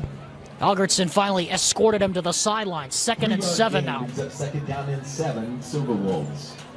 As the sun continues to set and the chill starts to get a little chillier here at Knight Stadium. Game time temperature was 41 degrees, as expected to get to the high 20s later tonight. Parker on the fly sweep. That's going to go nowhere. And if you're Nate Tuatungaloa, you got to figure you got to just sit on your royals and just get to the locker room. But doesn't look like Bart Brockbank's going to take the easy route. He's going to call a timeout here with 14 seconds left. Their third and final timeout of the first half. But number 7, Park Spencer, was the ball carrier. But in all honesty, Gavin, that's just prolonging the inevitable right now. It looks like if you're Fremont, they'll just kneel this and go to the locker room. And you're right on the money. I think, both teams are content to go into the locker room. It's been a great quarter for Lone Peak, especially this last minute or so of game time. They stopped Fremont's offense on their own side on Lone Peak's side of the football. Then they go down the field with that massive throw, get the touchdown, and then they just completely shut down this Fremont offense in this second quarter. Defenses have played well for the most part, but this last minute or so for Fremont, they have struggled. Want to bring you up to date on the other game that's going on our network on Rewind right now. Plug your ears for this one, Gavin. Timpview leads Orem 41-8 in the fourth quarter. Now that I don't think is one we were expecting. Yeah, that one hurts. 13, Silverwolves. Definitely, I don't think anybody could have seen that coming earlier today. As Parker's going to throw. Interesting call. Now he's going to take off and run. and try to get to the sideline. He'll pick up the first down, and he'll get out of bounds with 5 seconds left. Slade Parker with the quarterback keeper. And so now He's pushed out of bounds by Toa Toniwasa. we'll have to see something akin to what we saw at Parker Roy picks up the first down. with the hook and Versus ladder and the Silverwolves. rugby toss. I sincerely doubt we're going to see any of that here, but I could be wrong. Parker looking to throw, sprints out to his right. Good protection downfield. Now he's going to take off and run. Time runs out. And he puts his shoulder down. He gets out of bounds, and that'll take us to the finish line of the first 24 minutes. He's pushed out of bounds by Cooper Stosich. And we're at halftime. And so Lone Peak, after trailing early, shuts out Fremont 13. in the second quarter. And Gavin, you have to say right now, Lone Peak is winning the battle at the line of scrimmage, just as we kind of thought they had to at the beginning of this game. And you're exactly right. If we revisit our keys to the game, one of them I had for Fremont was trying to find a way to slow down Junior Tahi. And, you know, it's so hard to do, and they really haven't throughout this game. He has done a great job getting some hits on the quarterback, some hurries. The other side of the edge has done a great job as well. Muli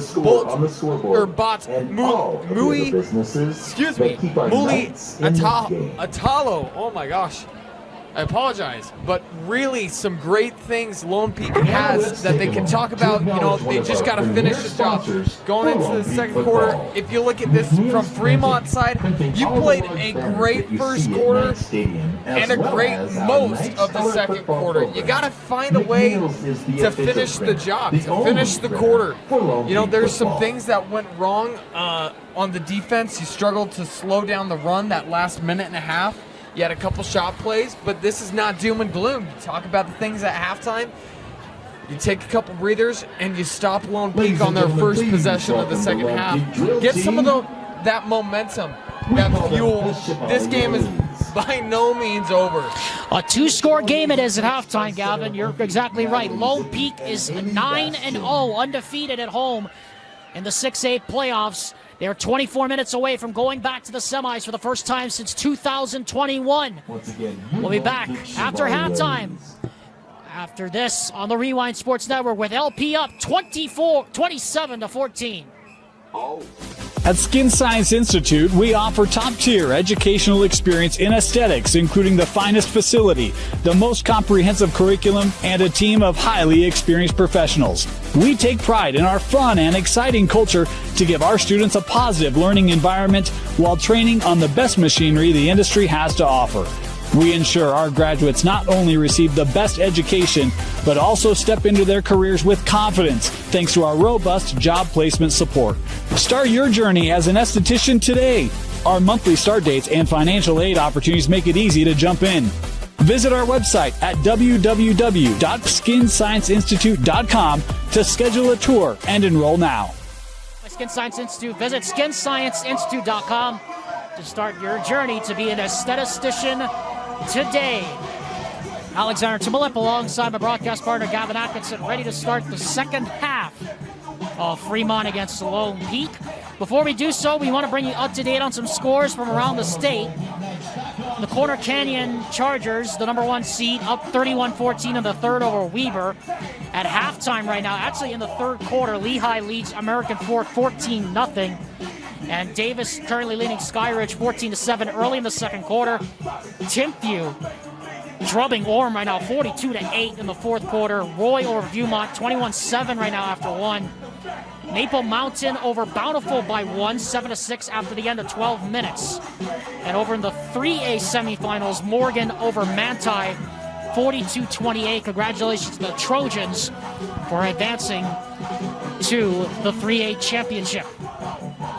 But you didn't come to hear us talk about that. You hear me and Gavin Atkinson come talk behind a head sock, which I'm currently wearing right now. Gavin, Lone Peak up 27-14 as we get set to start the second half. And it looks like Lone Peak starting to assert themselves in the trenches as we expected here late in the first half. And late, as you said, in that first half, They did exactly what they've done all year. They showed their strength, they showed how great their defense can be, and then how explosive the offense could be. They have like a 60-yard throw in the final minute of the second quarter to set up a last few seconds touchdown. I should say last second because Fremont had the ball for a couple plays. But really, Lone Peak has done everything they wanted to at the end of that second quarter, and they're going to be looking to take that momentum through the rest of the game. So, Gavin, as we get set to start the second half, remember, Lone Peak's going to get the football. How big is it for right now for head coach Nate Tuatungaloa? What do you think the message is in the locker room that they're down 27-14 and they got to be on defense to start the second half? Well, you know, you take it as an opportunity. You take it as a chance to take the momentum for yourself. You go up and you have a 3-and-out and you set the tone for what the second half is going to be. You play physical football. Your defense has played really well through most of the games. Or most of the game. Most of the points Lone Peak has most of the plays that have resulted in points for Lone Peak have been shot plays, like a 60-yard bomb that they just give up, or one or two rushes. They just gotta find a way. Do your 111. Find a way to stop those third down conversions. You're still in this game. Send a message. Get your offense back on the field, and your offense needs to do their job. Get a score. You're right back in this game. John Chatwin, our PA announcer, just updated us on the Weber Corner Canyon score. It's 31-21 now, Corner Canyon over Weber. Corner Canyon, the defending champs, trying to get back to the semifinals. Of course, Lone Peak has not been to the semi since 2021, and as we said, Lone Peak has never lost a home playoff game as a member of 6A. They are 9-0 all-time in home playoff games. And they have won their home playoff games by an average of 21 points a game.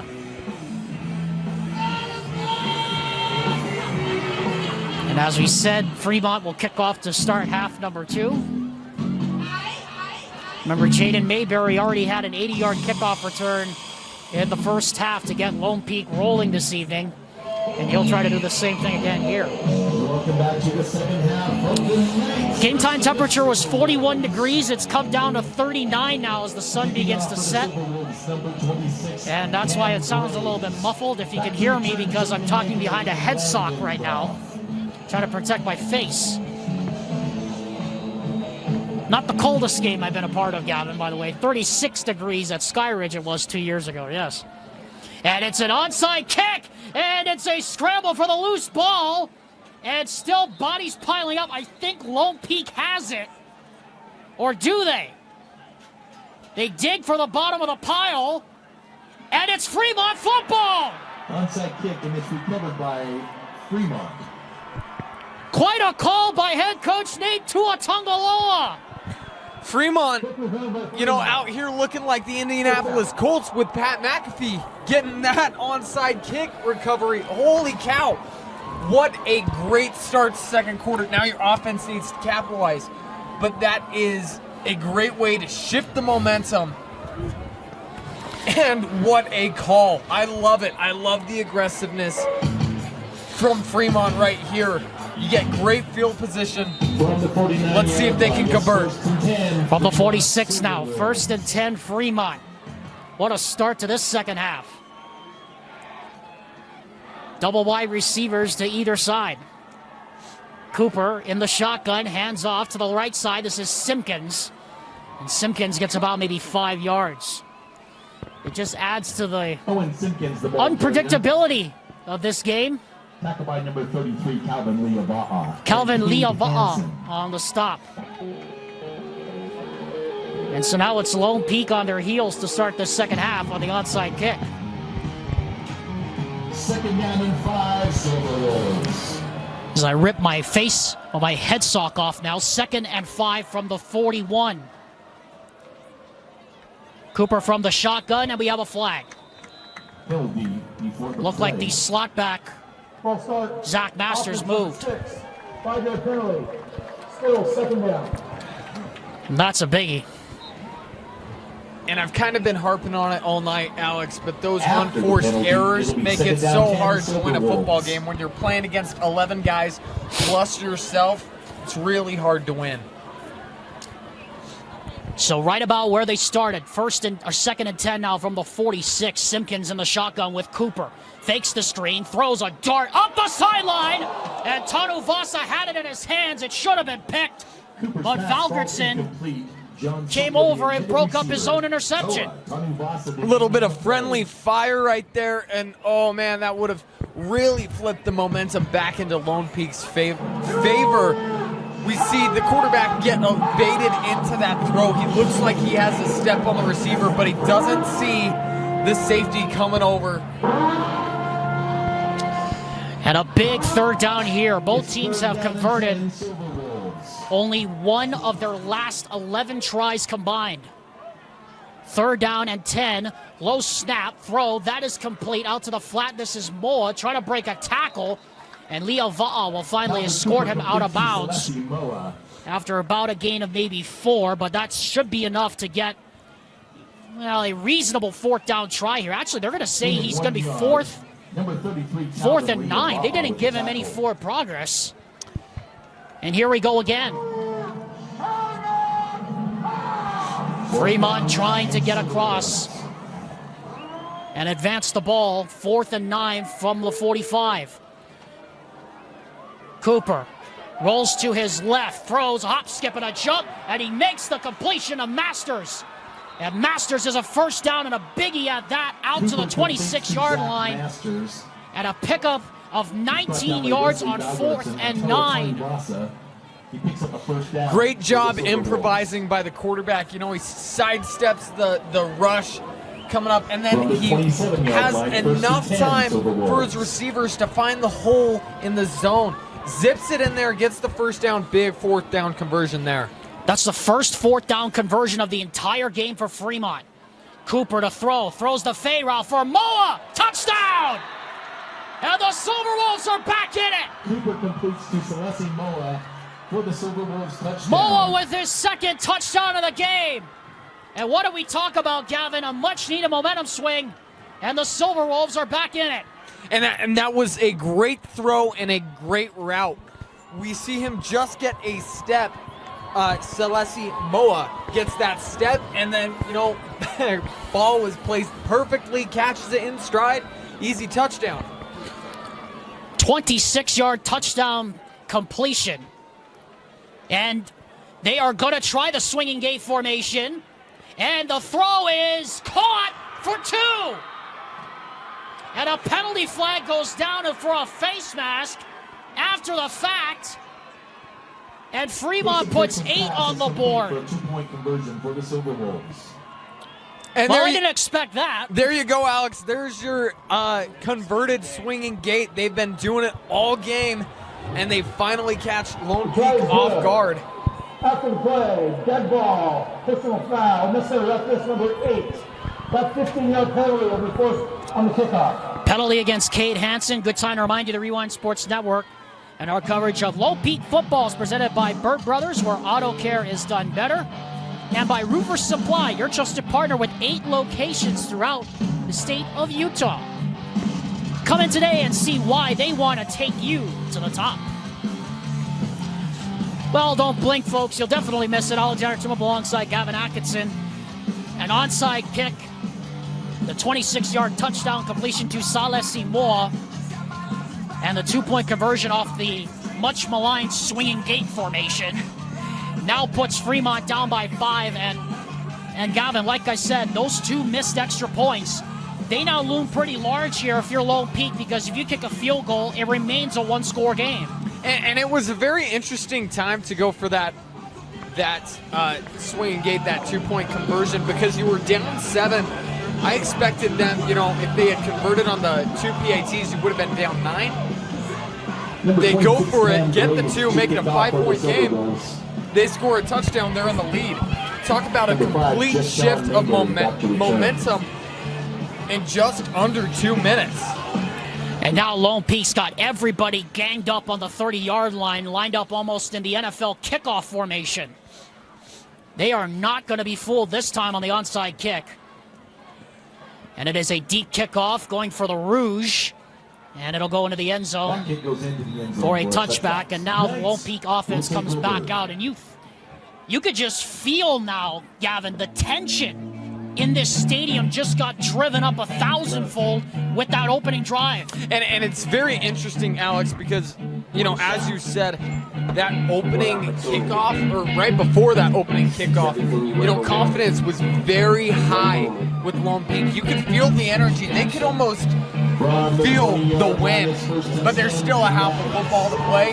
Fremont shows exactly why they are so dangerous, and now Lone Peak needs to respond in a big way.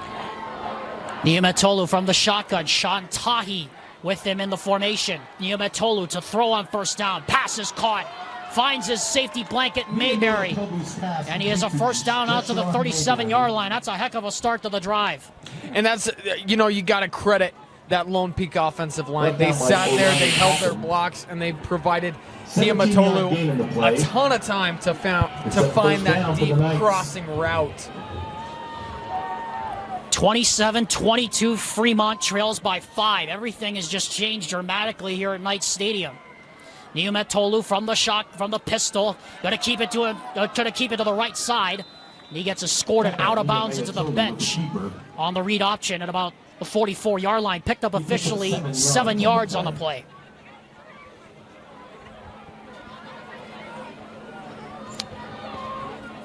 You can feel the tension inside of Knight Stadium. Everything getting a little more uncomfortable now for Lone Peak. Again, they have never lost a home playoff game as a member of 6A, 9-0. Here's Tahi, left side, and he's got a lane. And Sean Tahi brought down inside the 40 at the 39-yard line. Breaks through, picks up a first down and more for the Knights. And Sean Tahi starting to assert himself here in this third quarter. Lone Peak has done an excellent job going back to about a minute left in the second quarter of getting their run game going. Fremont had slowed it down, if not stopped it completely, up until that point. But we've been seeing a ton of great runs from Tahi. And you get this Lone Peak defense two-dimensional. They can hurt you in the pass and the run. It's a hard thing to stop. It's a big ask of this Fremont defense. Here's a handoff to Wright this time. And Wright able to squirm his way through for about maybe 6 yards. So that Lone Peak offensive line beginning to get a shove up front. Now, as we're just underway here in this third quarter, Alexander Timolip, Gavin Atkinson, Fremont off an onside kick. Went down the field, scored a touchdown, and then a swinging gate 2-point conversion, and they're right back in this game, down by 5 as we're approaching the halfway point of this third quarter. The Knights are trying to respond. From the 31, second down and 3. Play action, Niumetolu throws. That is complete to Cogswell. And Cogswell is chopped down at the 25-yard line. That's enough to move the sticks. And picks up the first down for the Knights. Crew Hassel defending on the play. Again, the game time temperature was 41 degrees. It's dropped some to about 39. It's supposed to drop into the high 20s later tonight. But the heat getting turned up on the Lone Peak Knights. From the 25 of the Wolves. First and 10. Niumetolu from the shotgun. Hands off to Wright, left side. And he gets ankle tackled as he gets to the 20. A mark him officially at the 21. Pickup of 4. And that was a massive ankle tackle. Shoelace tackle as he had nothing but green grass ahead of him. Could have gone for the first down and possibly the end zone. Fremont really needs to find an answer for this Lone Peak running game coming out of half. Sean Tahi had 148 of 174 Lone Peak rushing yards last week. Triple wide receiver now lines up in the stack to the right. Right the tailback next to Niumetolu. He drops the pass, got time, sidearms it, into coverage, and it's picked off! Tipped and intercepted! Ruling on the field was an interception. First down. Intercepted on the play by Slade Parker! The second takeaway for the Silverwolves! Slade Parker. Silverwolves. It went off the hands of Cogswell and into the waiting arms of Slade Parker. Man, and I tell you, Alex, you know, there's this saying, sometimes it's better to be lucky than good. That time they got a little lucky, but I do think you create your own luck. Second turnover of the game for Lone Peak. 1st and 10 now on the 4-yard line for Fremont. What a big stop. Cooper hands off to Hadley. And Hadley lost the football! Fumble on the play.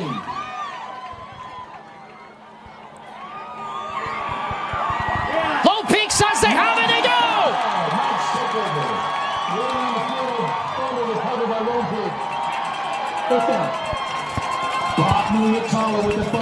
What a turn of events, Alex.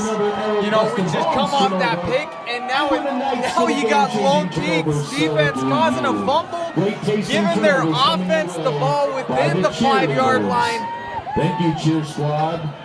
What a play from Lone Peak's defense. Great job for a turnover there. And it's as if nothing happened. Let's go for 2 boxes. They need a score, and they need it badly here. Does Lone Peak. Handoff goes to Wright. Touchdown! Did he just make that touchdown? Sam Wright, he did. Sam Wright. One play, one score, and Lone Peak gets back into the end zone.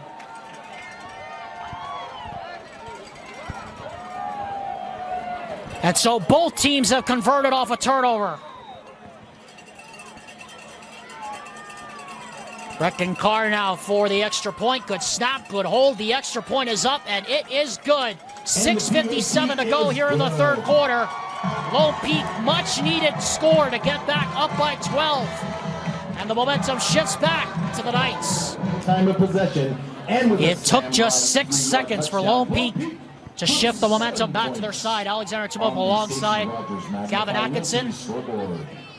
As Brecken Carr looks like he's cramping up on the sideline, so they're going to have to bring the backup kicker in here.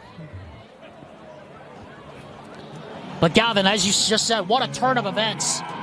The interception by Parker, but what makes it even more important is now that both teams have converted off a turnover. De facto, one turnover aside, at 7 points off of each turnover each side. That really is the difference in the game right now. But Lone Peak, you have to say, really needed that turnover and that score. It completely flipped the momentum back in their favor. You know, Fremont, they came into this half swinging with that onside kick, get that touchdown, and then they come up with that big interception.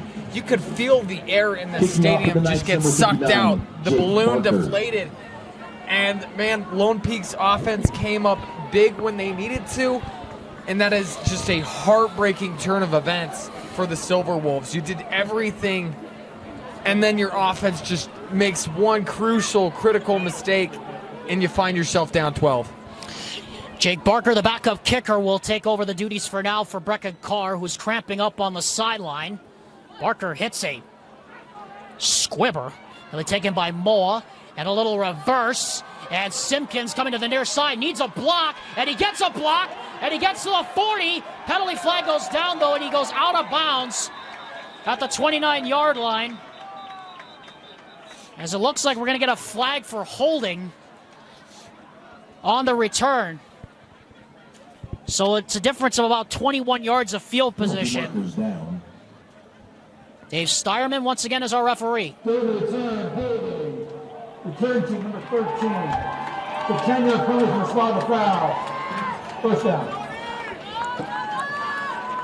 And I tell you, Alex, every time Fremont has needed a spark, they've had a play to do it, but that time it just gets brought back by the holding. I love the idea to bring out that reverse, see if you can create some more momentum, but you just shoot yourself in the foot and you start at your own 20.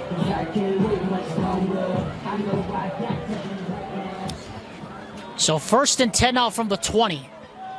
Fremont down 2 scores as we're approaching the halfway point of the 3rd quarter. We're just about at the halfway point of the 3rd quarter. Here's a handoff to Parker. Parker was thinking about throwing. Now he does downfield, and it's caught. That's Masters cutting back to the inside, and he gets waffled at about the 40-yard line. It'll move the sticks for a first down. As Nate Tuatungaloa looks like he's Parker. emptying the playbook of everything here, as Zach Masters has had a nice night here tonight. And quickly Fremont First and 10, to the line of scrimmage here. Again, no Manasseh Tuatungaloa in the game. He hasn't been for most of this game. He's only been in for about 2 or 3 drives, which has been shocking. But Calvin Cooper has done an amazing job of holding down the fort. Here's a handoff to Simpkins, left side. He's got a hole, and Simpkins gets run over as he gets close to midfield.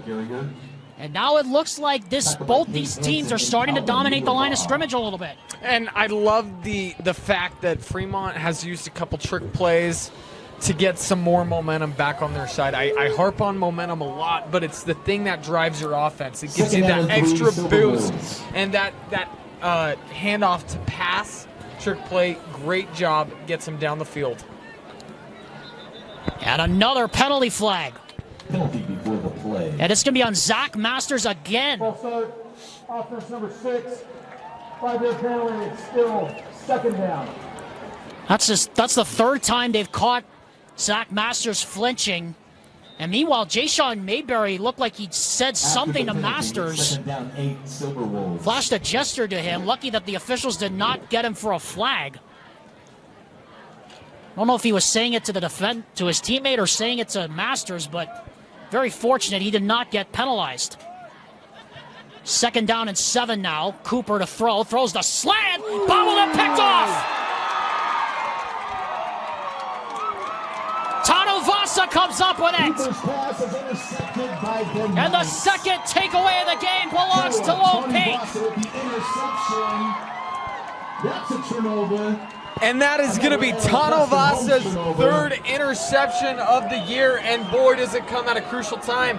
Lone Peak has all the momentum right now, and you can put that blame on, the inexperience of this new quarterback, maybe a lack of cohesion between him and the receiver. They weren't on the same page. He fires that ball a little soon. The receiver, as soon as he turns it around, it's basically in his lap, and he couldn't squeeze the football, tipping it up.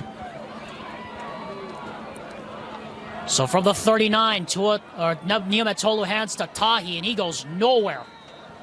That's maybe a yard. Colford gets over there to diagnose the play. What an action-packed third quarter we've had. We had 2 turnovers, 2 scores, an onside kick. Second down and 9, Knights. And Lone Peak is threatening to blow this baby wide open here with under 5 minutes to go here in the third quarter. If there was a time for the Silverwolves defense to stand up, they need to do it right now. Second and 9. Double wide receivers either side. Niumetolu audibilizing at the line of scrimmage. Tahi moves up next to him. Niumetolu now throws, and the pass is batted down, incomplete. And that's Brant Colford again. Batted down and incomplete. He has had his fingerprints all over this game. He had the early interception. He's had some multiple TFLs, some great tackles, and right there they bring the blitz. Knows he isn't going to get to the quarterback, jumps up, tips that ball, Third down and 9, brings up a Knights. 3rd and long. Now, here's the key for Fremont. They've struggled to get off the field on 3rd and long. They need to do it here. And they show 5 in the box here against Kepa Niumetolu, and they're coming. Here's a read option. Niumetolu gets to the left side, and he's going to smartly slide. Nowhere to go on that play. Keeps the ball. And it's decision time here for head coach Bart Brockbank and offensive coordinator Gary Trowbridge. It's 4th and 8. But I don't think you have any doubt in your mind here, Gavin. I think you got to go for this. You got to keep the momentum going. And it's a very risky play because it could backfire on you. If you don't get this, you could be giving Fremont a spark, give them back the momentum. We'll see. You can either step on their throat here or you can lose all the momentum. We'll see what happens. Big play coming up. 4th and 8. Niumetolu, 4 men on the rush, has time. Now gets out. Now sidearms it. Batted. It is caught, but Tahi's not going to get the first down. He is stopped well short of the marker. And the Fremont Silverwolves get the big stop on 4th down, and they keep Lone Peak from cashing in the turnover. And Alex, even though that play did not work out, I got to reward the concentration as that ball was tipped up in the air. Receiver finds a way to catch it, fights for the yards, but Fremont comes up big. We'll see if Lone Peak's defense can rise to the occasion once again. Calvin Cooper on 1st and 10 now after the turnover on downs. Foreman on the rush, looking to throw. Throws and throws it incomplete. Cooper's pass falls incomplete. A lot of traffic over there on that right side. Hadley, the intended receiver, as once again, we have not seen Manasseh Tuatungaloa, if at all, in this game. I mean, and now we can't even find him on the sideline, and that's got to be a concern. 2nd and 10, Silverwolves. Here's a handoff, or rather just a keeper for Cooper. And Cooper had a lane, but it got closed off very quickly. And it'll bring up 3rd and long here for Fremont. And Alex, you're just seeing this Fremont offense. They seem to be struggling on both sides of the football. They're struggling to run it, and then, you know, without their starting quarterback, it just, he looks a little uncomfortable. The quarterback down there right now, overthrowing, and this offense is just not firing on all cylinders. You can't afford that when you're going up against this Knights defense. So they're going to talk it over here. We'll be back after this word from the Salt Lake Running Company with 2:53 to go. Well, the big story here, no Manasseh Tuatungaloa in this game, leaving it in the hands of Calvin Cooper, the backup quarterback. Now 2:55 to go here in the 3rd quarter. With Fremont down by 12. Alexander Timolip and Gavin Atkinson here at Knight Stadium. Fremont trying to convert another 3rd and long. Suka comes in motion. They bring 4 and an extra. Cooper gets protection, fires for Moa. What a throw! Out of bounds inside the 39-yard line. So when down, just dial 8, and they get a 1st down. And what a weapon the Silverwolves have in Celesi Moa. He's such a great receiver. He's playing safety for him on defense, and he comes up big for them right there with that over-the-shoulder grab. Great throw, great catch. So from the 38 now, here's Cooper again to throw. Throws it into traffic, a lot of contact, but no flag. I'm telling you, there was a whole lot of shirt grabbing there by the middle linebacker, Zach Masters, the intended receiver. Cooper Stasic, but no penalty flags fly, and it's 2nd down.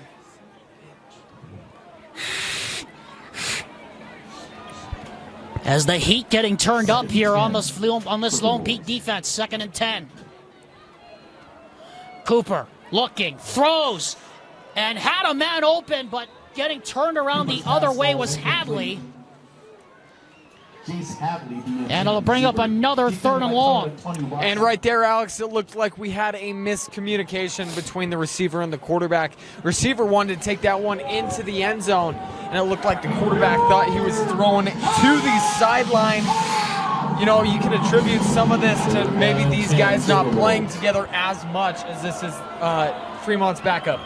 3rd down and 10. Cooper throws for Moa again. And this time, better coverage, and it's incomplete, intended for him again. Calvin Cooper's pass is incomplete. And it'll be 4th and long here for Fremont. And Alex, it feels like the last 3 or 4 drives for Fremont have stalled right here on Lone Peak's 40-yard line. They've usually gone for it on 4th.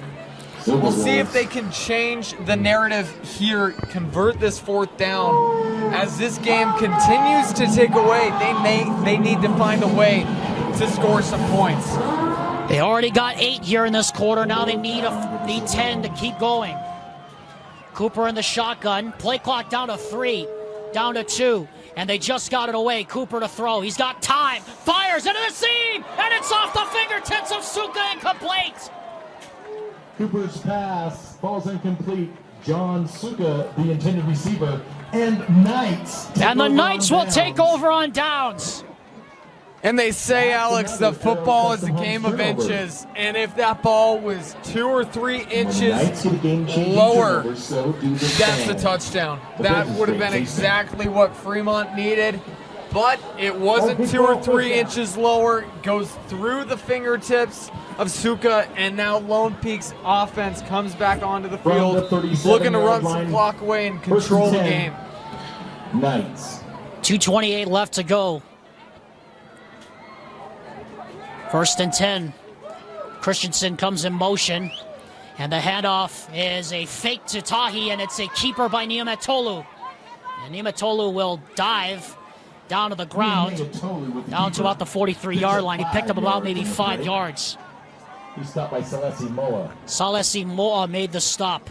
What an action-packed third quarter we have had here at Knight Stadium.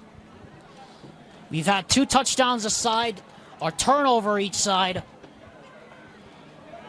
But Fremont sticking around here, down only by 12 points with 13 minutes of game time left to go. Remember, Lone Peak has never lost a playoff game at home as a member of 6A. They are 9-0 all time.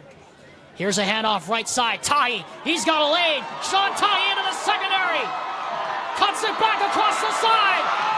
Headed to the end zone. Touchdown! But there's a penalty flag. There's a flag down to a 45. Hold on.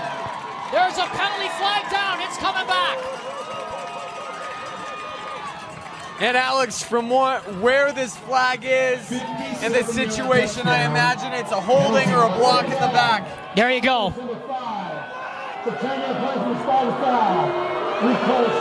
There you go. That's what I thought. It looked like, I don't know who it was, but it looked like Cogswell had a good hold of the jersey of the cornerback Orion Patton here on the near sideline, and so they'll back it up 10 yards. That wipes out a 57-yard touchdown run by Sean Tahi, and it pushes the ball back to the 45-yard line. Silverwolves catching a break there, as that was a great run by Tahi. He had some great blocking down the field, but you know, sometimes those big runs are orchestrated by a hold, and right there, the the officials caught it. Yeah, we would know a thing or two about that. As football fans ourselves. 2nd down and 1 now from the 46. Niumetolu hands to Tahi. This time, not going to get as much, but he still gets the first down to the 48-yard line, and that'll move the sticks. 23, Sean Tahi. Brought down by Jackson Masters. Picks up the first down for the Knights. That'll move the sticks for Lone Peak as we approach 1 minute and 20 seconds to go here in the third quarter. What has been an entertaining one under the lights here tonight. What a game. Has had a whole lot of fireworks from the very beginning here tonight. 1st and 10, Knights. So 1st and 10 for the Knights. Ball is at the 47-yard line of Fremont. Again from the pistol, Kepa Niumetolu. With Tahi the tailback, gives it to him off to the left side. He gets a block, and Tahi is going to get about maybe 5 yards. Keeps the legs moving. They'll give him about 7. And Alex, the key to Lone Peak's success in this quarter, in this half, or I should say since that last drive of the first half, has been their ability to win on first down. They've gotten 6-yard rushes. They've looked really good, and that's allowed them to take a couple shots down the field, allowed them to be comfortable, and they're really looking in control right now. Last snap of the third quarter coming up here, 2nd and short. Tahi trying to cut it back, and he goes nowhere. Colford leading the charge. And that is going to take us to the end of the third quarter. What a third quarter. It started with Fremont getting the onside kick to start the quarter. They went down the field and scored. Lone Peak answered back. And we're set up for a great 12 minutes here at Knight Stadium. At Skin Science Institute, we offer top-tier educational experience in aesthetics, including the finest facility, the most comprehensive curriculum, and a team of highly experienced professionals. We take pride in our fun and exciting culture to give our students a positive learning environment while training on the best machinery the industry has to offer. We ensure our graduates not only receive the best education, but also step into their careers with confidence thanks to our robust job placement support. Start your journey as an esthetician today. Our monthly start dates and financial aid opportunities make it easy to jump in. Visit our website at www.skinscienceinstitute.com to schedule a tour and enroll now.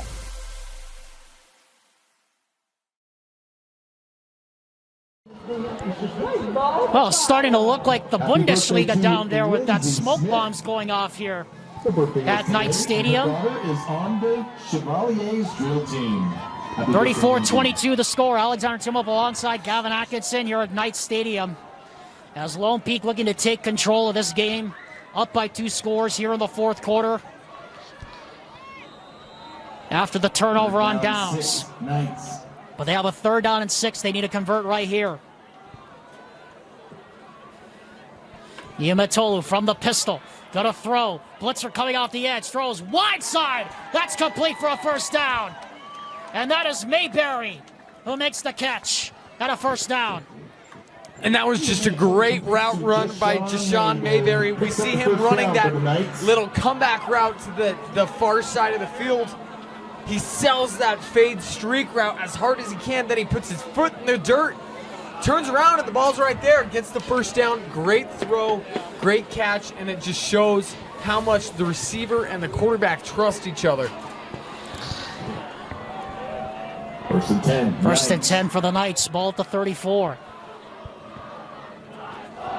Niumatolu gonna keep it going around the right side this time. Escapes the tackle, gets to the right side, and hops his way out of bounds at about the 29-yard line. They give him about maybe 6.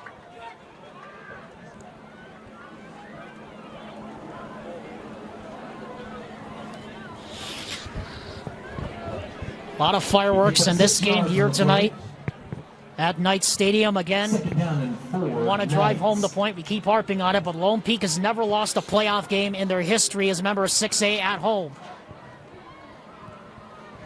9-0 all time. Pitch goes to Wright. And Wright into the pursuit, and he's able to get a 1st down at about the 23-yard line. Needed about 2 or 3, but picks up instead about maybe 7 at a 1st down. Puts the ball on the 22-yard line. And Gavin, you can just feel the tension here inside of Knight Stadium. Everybody knows that Lone Peak has got to put 6 on the board on this possession. And if they can put 6 on the board, you know, I'm not going to say the game's over, but it's starting to look bleak for Fremont as they have struggled on offense in the 2nd half and really throughout the game. Niumatolu hands off to Tahi left side. Tahi lowers the boom and is able to get about to the 16-yard line. And it just looks like this offensive line is just getting stronger as the game goes on here, Gavin. They're moving people now off the line of scrimmage. And it's such a talented offensive line. You have Austin Pay, you know, the BYU commit. And then the right side of this Lone Peak offense I have been, you know, just impressed with the entire time. Sione Moaeki, or Aki, excuse me, and Jared Smith have just been controlling the right side of the line, opening up big gaps for their halfback to run right through. Niumatolu from the shotgun. Play clock running down to 1-0. And we're going to have a timeout called by LP. Penalty markers down. Timeout, Lone Peak. Their 1st timeout of the 2nd half. So that's a cue for us to remind you, Skin Science Institute is a proud sponsor of Lone Peak Football on the Rewind Sports Network. Begin your journey to become the aesthetician today at skinscienceinstitute.com. Come on in and join their team today. As John Chatwin just announced, Lone Peak Girls Volleyball wins their wins the state championship. Congratulations today. Congratulations to them down in Orem. As the Lone Peak girls been the long dominant team in girls Utah girls high school volleyball. Of course, shout out to one Tasha Farmer, Deseret News Miss Volleyball 2022, now at UC Santa Barbara.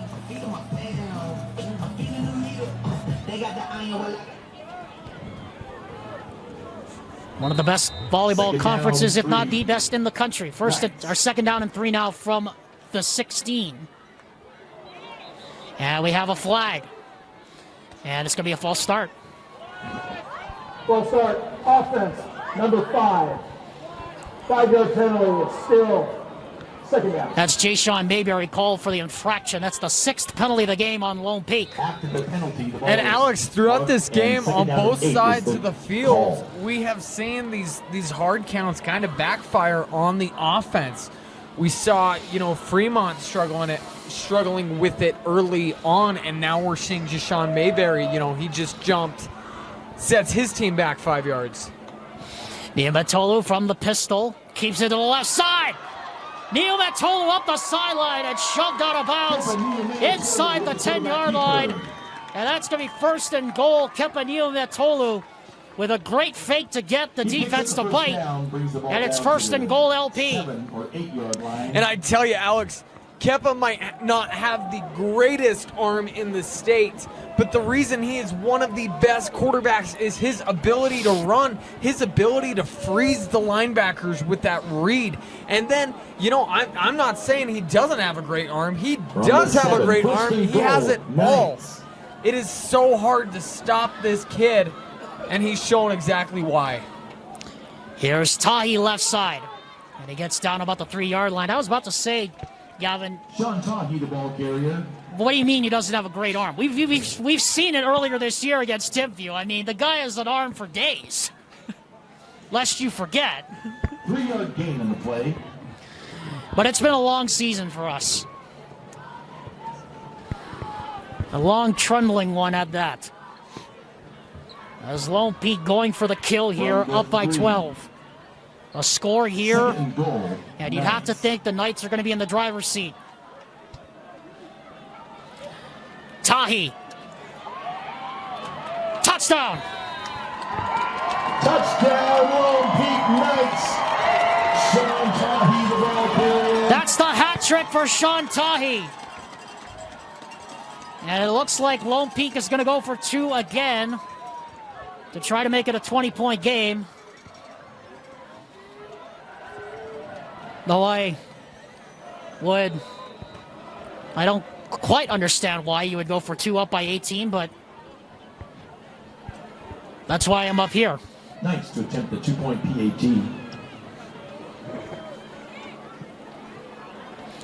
Tahi in the shotgun alongside Niumetolu, double wide receivers to the right. Niumetolu looking, now sidearms it to the end zone. Got it! And it is good. Niumetolu to Jaden Mayberry. Extra 2 points. And it's 42-22. Lone Peak comfortably in front now here in this one. Lone Peak finally pulling away from the stubborn Fremont Silverwolves here. 42-22, 9:28 left to go. Number 59, Jake Barker. Here in the game. Back to return, Jace Hadley and Celeste Moa. Jace Hadley, Celeste Moa to return the kickoff. And again, the big story of the game, no Manase Tuatungaloa for Fremont. Is not even on the sideline as Barker kicks off, and Hadley will take it at the 3. And Hadley has a seam up the left side, and Hadley into the secondary, and he's shoved out of bounds, and he gets shoved late. And I mean late, and a flag comes down, and it hits one of the Silverwolves standing on the sideline in his hand warmer. And so Fremont's going to get the football deep inside Lone Peak territory. And talk about making a bad situation worse for Lone Peak. you know, Fremont is getting the return they need. And he was 3-4 yards out of bounds before he got shoved out. You know, we've seen this game getting a little chippy. I've seen some players chirping at each other. Maybe a little bit of frustration, maybe a little bit of confidence, but you got to nip that in the bud. You got to finish the game. You can't give Fremont any room to get back into this game because they will take it. So 1st and 10 now from the 33.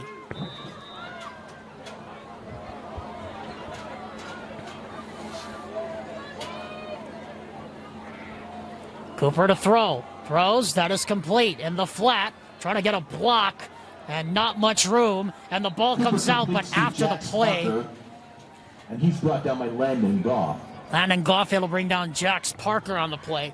2-yard gain on the play. Just 2 on the gain there for Fremont. For the Silverwolves.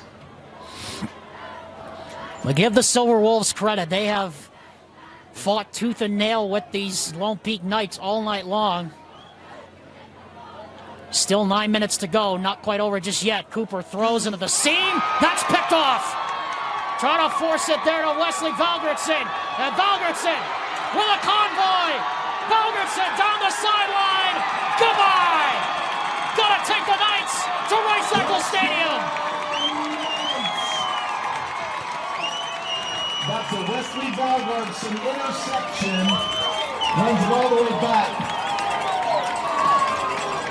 For that pick 6 for the Knights. And Alex, right there, we saw Fremont look like they were going to run a tunnel or a little bit of a bubble screen, but then they faked it. We saw the receiver run deep down the end zone on a little streak route.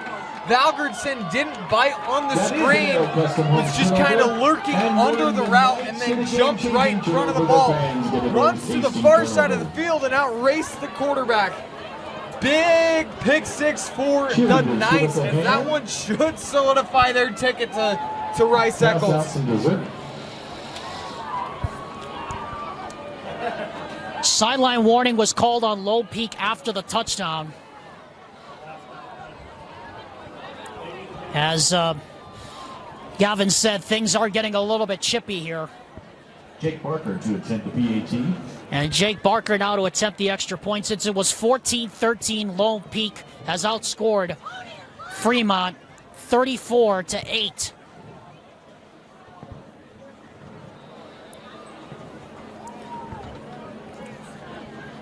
Barker now for the extra point. Good snap, good hold. Low line drive kick, but he's able to get it through. 49-22, Lone Peak firmly in control here. We'll be back after this word from Mountain Land. Lone Peak now 8 minutes and 29 seconds away from going back to Rice-Eccles Stadium. On the 3rd turnover of the game for the Fremont Silverwolves, Wesley Valgertson goes 77 yards to the Holly. Picking up for the Knights, number 59, Jake Barker. Back to return Jace Hadley and Celeste Moa. Jace Hadley, Celeste Moa to once again return the kickoff. It has been 35-8 Lone Peak since it was 14-13 early in this game. As Barker hits looked like he tried to hit a squibber. It hit somebody. Now there's a scramble for the ball. I think Fremont came up with it. A flag goes down. And it's going to be Fremont football. And I would assume that they're going to get 15 more yards plus on the end of this. That may be the most chaotic kick-off I have ever seen. You know, they try to squib it. I don't think Barker meant to do that.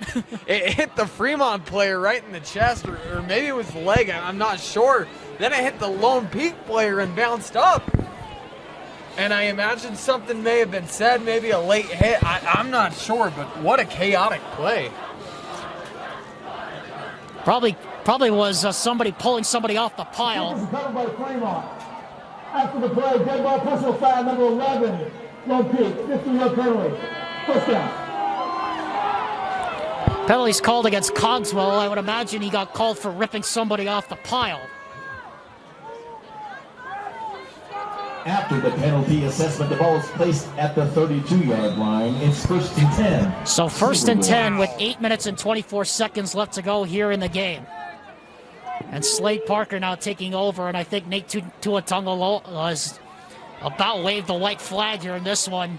He throws into coverage, and it's almost picked off. It probably should have been. And we have another flag down as we have more words being said. Another flag goes down. Intended for Jace Hadley. Now this is getting ridiculous. Now this is getting, Gavin, absolutely ridiculous. And this is where, you know, you need the officials step in. You know, they threw the flags. You can't have this game getting chippy. You can't ruin this great game. No. Just with, you know, I get it. You got a little bit of pride. You played a great game. Both teams, you know, jawing off and some frustration mounting from Fremont. You can't lose your heads, though. Especially if you're Lone Peak, you do not want to get suspended. Dave Starman will sort it out and educate everything that just happened. Both on the defense. Dead ball, personal foul, 0. 15-yard penalty. Dead ball, sportsmanlike conduct, 0. That's happened to the goal. 1st down. So both fouls called on Bob Mulatalo, and you really don't want to see that at this point in the game. And Alex, I can't lie, I'm kind of shocked that there wasn't an ejection. An ejection. I agree. I agree with you, buddy. I'm with you on that one. I'm shocked that Mulatalo wasn't thrown out, because that's grounds for an ejection. So the mark off the 15, and then they're going to mark off the other half the distance. It'll be 1st and goal on the 8-yard line.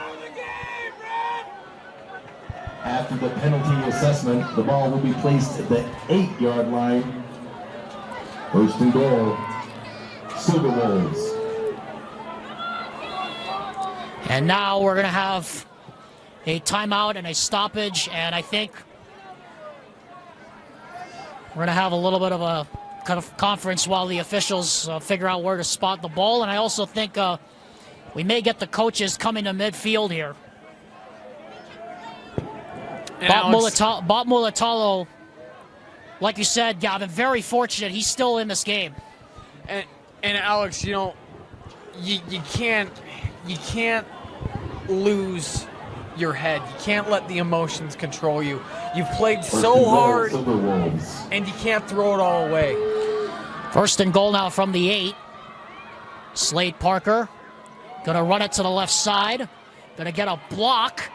Tries to get into the seam. Now finds a path somehow. It's knocked out of bounds at the 3. Slade Parker with the I have keeper. no idea how he was able to get out of that traffic jam. But Leava'a shoved him out, but not before he got to the 3-yard line. Really impressed with that kid's shiftiness, his ability to dodge tackles as he had Mayberry coming and trying to make the tackle, and he just chokes right by him. Mayberry is one of the most sure-handed tacklers I have seen in high school, and couldn't come up with that one there. 2nd and goal now from the 3. Parker, again, going to try to run. Now he's going to jump pass into the end zone, and it's incomplete. Intended for Salesi Moa. I don't think Moa was ready for that. Wesley Valgertson Valgertson was in coverage, but it's 3rd down regardless.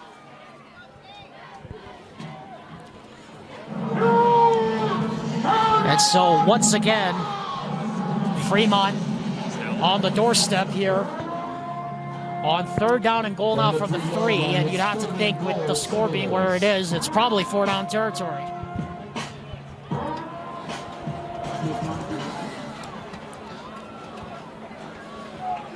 Third and goal now from the 3. Parker to throw again. This time he's got a lane to the left. He's going to dive for the pylon, and he gets there. Touchdown. And so now, with 8 minutes to go here in the game, Fremont able to get at least one score back. The keeper picks up the touchdown. And it looks like they're going to go for 2 here. For the Silverwolves. Great job by the quarterback, showing off his speed, outrunning the defense to the far-sided pylon, and lunges in for the score. 49-28. Give the Fremont Silverwolves credit. They have fought tooth and nail. 2-point PAT attempt for the Silverwolves. And it's a shame that the scoreline is where it is, because I tell you, the score does not reflect how competitive this game actually has been. As Parker throws to the end zone, it is caught, and that's 2. And so that makes it 49-30 in favor of Lone Peak. 8 minutes even left to go. Lone Peak in front comfortably. They're well on their way to Rice Eccles Stadium. Left to play.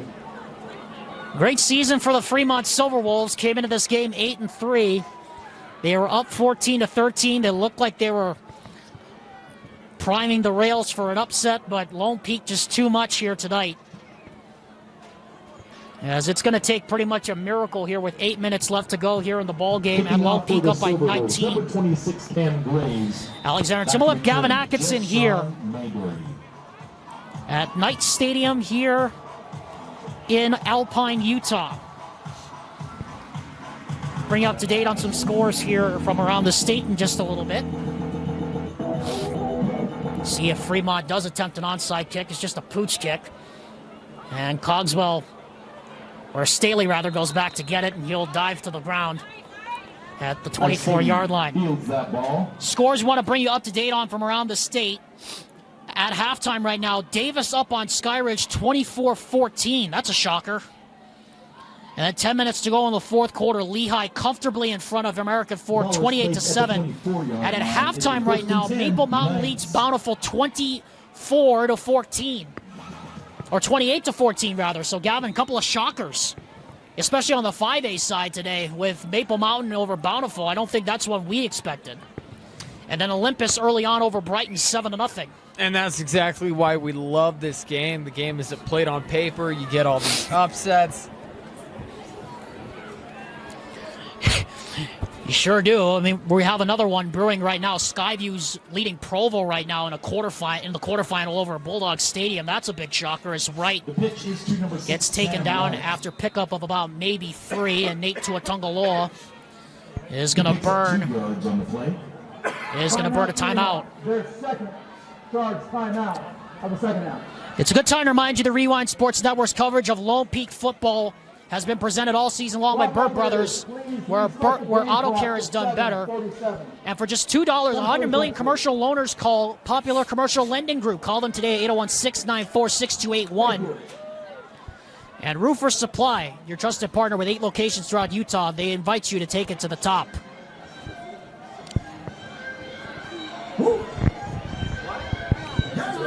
So Gavin, as we come down the stretch here of this game, if Lone Peak is able to hold on and advance, and if they don't get Skyridge in the semifinals, now you have to kind of turn the wheels and think that, you know, maybe Lone Peak now has the inside track to beat Corner Canyon or Lehigh for the championship. And I tell you, Alex, you know, there's the old adage, and I know everybody seems to hate it, as I'll finish this out in a second. As Niumatolu gonna throw, launches one deep for Mayberry. A lot of contact, and he makes the catch!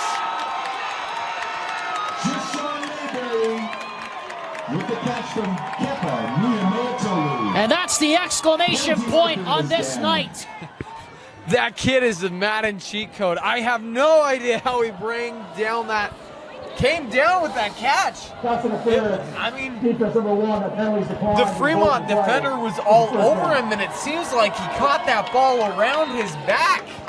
I can't believe that catch, but, you know, back to my thought, I really do believe in the old adage that defense wins championships. We've seen Lone Peak get some big upsets. They beat Corner earlier this year. It's hard to beat the same team twice, but when you have a defense like Lone Peak has, and the playmakers on offense that they do, it's hard to not get on that hype train. And think about it too, Gavin. I mean, Corner Canyon, okay, I get it. They don't have Brighton Brady. They don't have Jerome Miles, both out for the season. They also have a banged-up quarterback in Helaman Kasunga as Sam Wright takes it to the left side for about 5. I mean, I get it that Corner Canyon is beat up, but we've seen how good this Lone Peak team can be from the second they stepped on the field against Timpview. We knew that this was a good team. And you're exactly right. Going back to, I believe it was week 2. You know, it was a long time ago. Back in the first week of September or last week of August, it feels like a long time ago. But man, that game versus Timpview, we knew Timpview and Lone Peak were going to be big players at the end of the year, and Lone Peak has not looked back. They have looked incredible this entire year. Only one in-state loss to, you know, powerhouse Skyridge. And that's a loss that you can sit and go, yeah, you know, we didn't play our best that game. Skyridge played a great game, but we can respect that loss. Now we're going to go into the playoffs full steam ahead, and that's what they have done. It's exciting to think about what this team can do. Matt Shepard, the ball carrier on that last play. Fremont, credit to them, great season. Went from 2-9 last year under new leadership at head coach Nate Tuatungaloa. As the fake goes to Ike Staley. And Ike Staley! Exclamation point! Touchdown!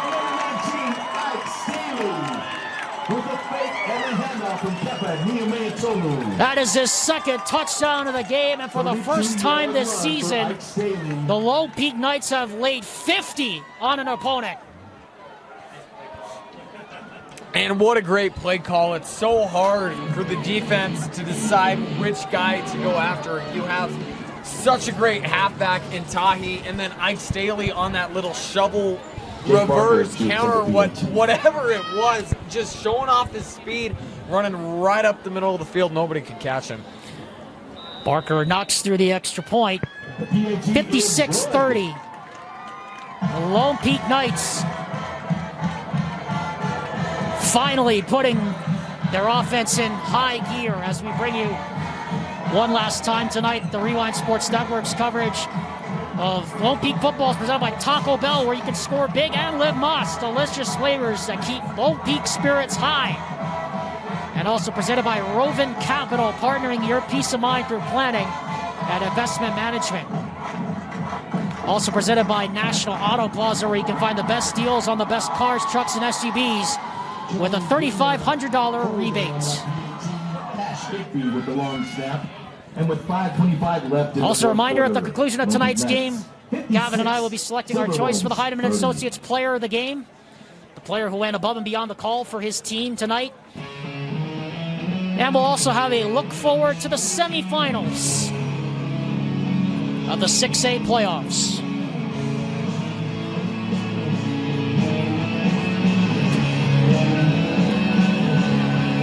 So Landon Goff is going to get a chance to kick off here. Kicking off for the Knights, number 2, Landon Goff. He hasn't kicked a football since early in the second quarter.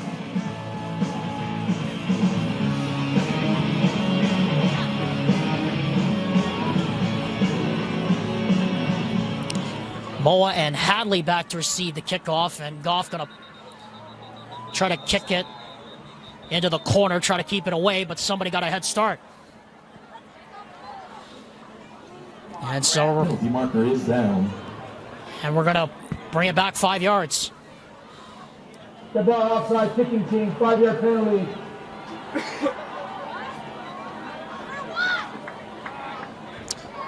Looked like somebody must have gotten a head start. Looked like it was Dallas Anderson, number 17, that was caught going forward too quickly.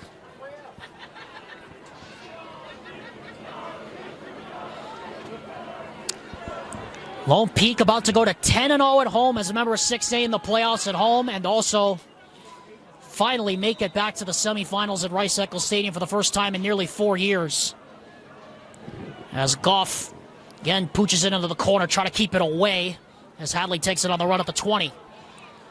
And Hadley, who had a good return last time, has another good one coming here at the 40. And he gets tripped up out of bounds at the 45-yard line, and that will bring out this Fremont Silverwolves offense. And, you know, Gavin, I don't think the score really reflects how competitive it was here in this game. I mean, sure, Lone Peak was the better team here tonight, but Fremont, for the better part of this game, they had Lone Peak on the ropes.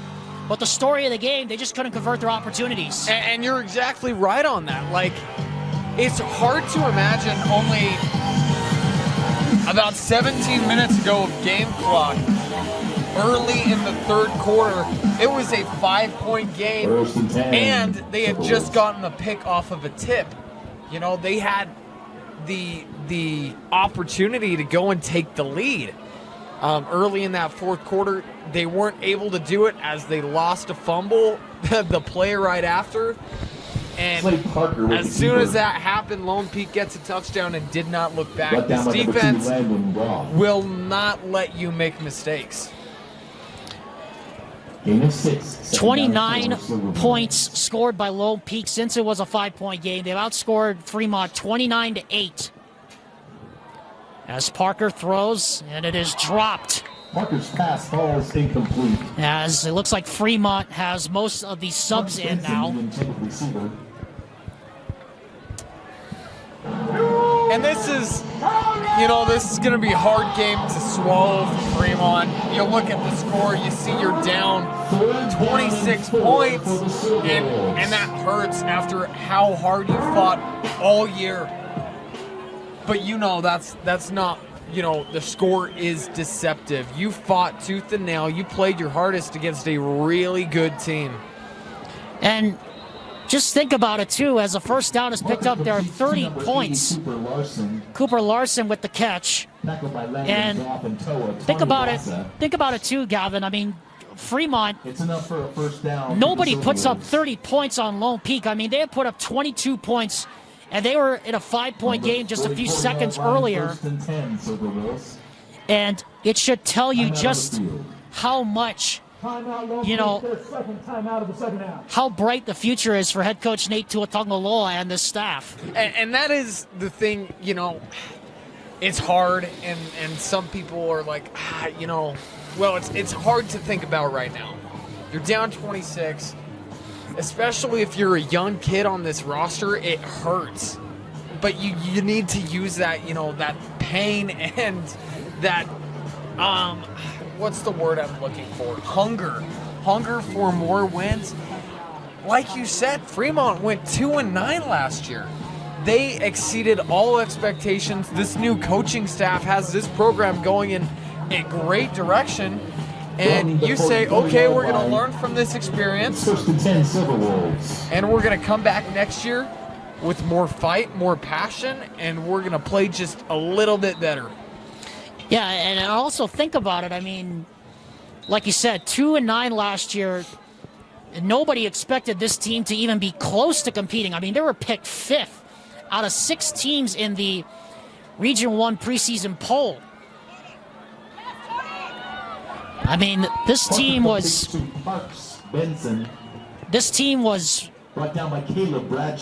rebuilding in all sorts of a turnover, and here they are.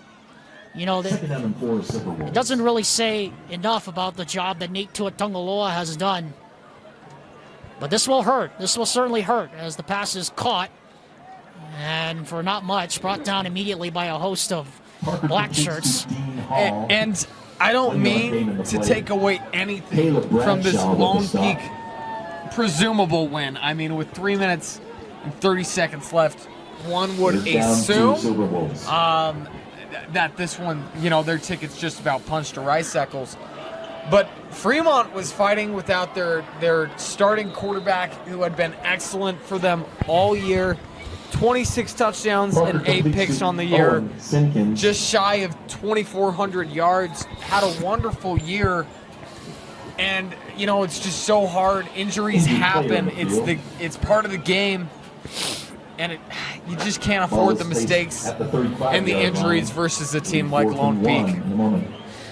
We have an injury on the play. 3 minutes and 14 seconds left here tonight. One last word from Mountain Land. We'll be back. Once again, at the conclusion of tonight's game, Gavin and I will have a look forward to the semifinals, and we'll also have a choice, for the Heidemann and Associates Player of the game for the player that went above and beyond the call for his team. 3 minutes and 14 seconds left to go here in the ball game. Lone Peak has been well on their way to Rice-Eccles Stadium for some time. They've outscored Fremont since it was 27-22, 29-8.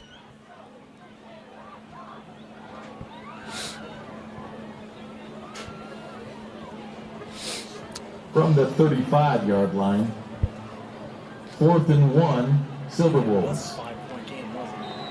4th and a yard from the 35-yard line. Parker from the shotgun, hands to Simpkins, got the first down, and he's going to have plenty more. Gets pulled down from behind at about the 25-yard line. He'll stop the clock momentarily while they move the chains. Lone Peak will have either Davis or Skyridge in the semifinals next week. You can catch the end of Davis and Skyridge now on the Rewind Sports Network. You can also catch the end of Viewmont Roy over on the Rewind Sports Network as well. Pass is complete out in the flat. And the clock will continue to run. Completion to Cooper Larson. Kai Tunyabasa on the stop for the Knights. Take a moment to thank Vince Francis back in the KSL broadcast house of the Triad Center for all of this technology he's helped us work through all season long. Parker looking, throws, back shoulder to the end zone. It is broken up.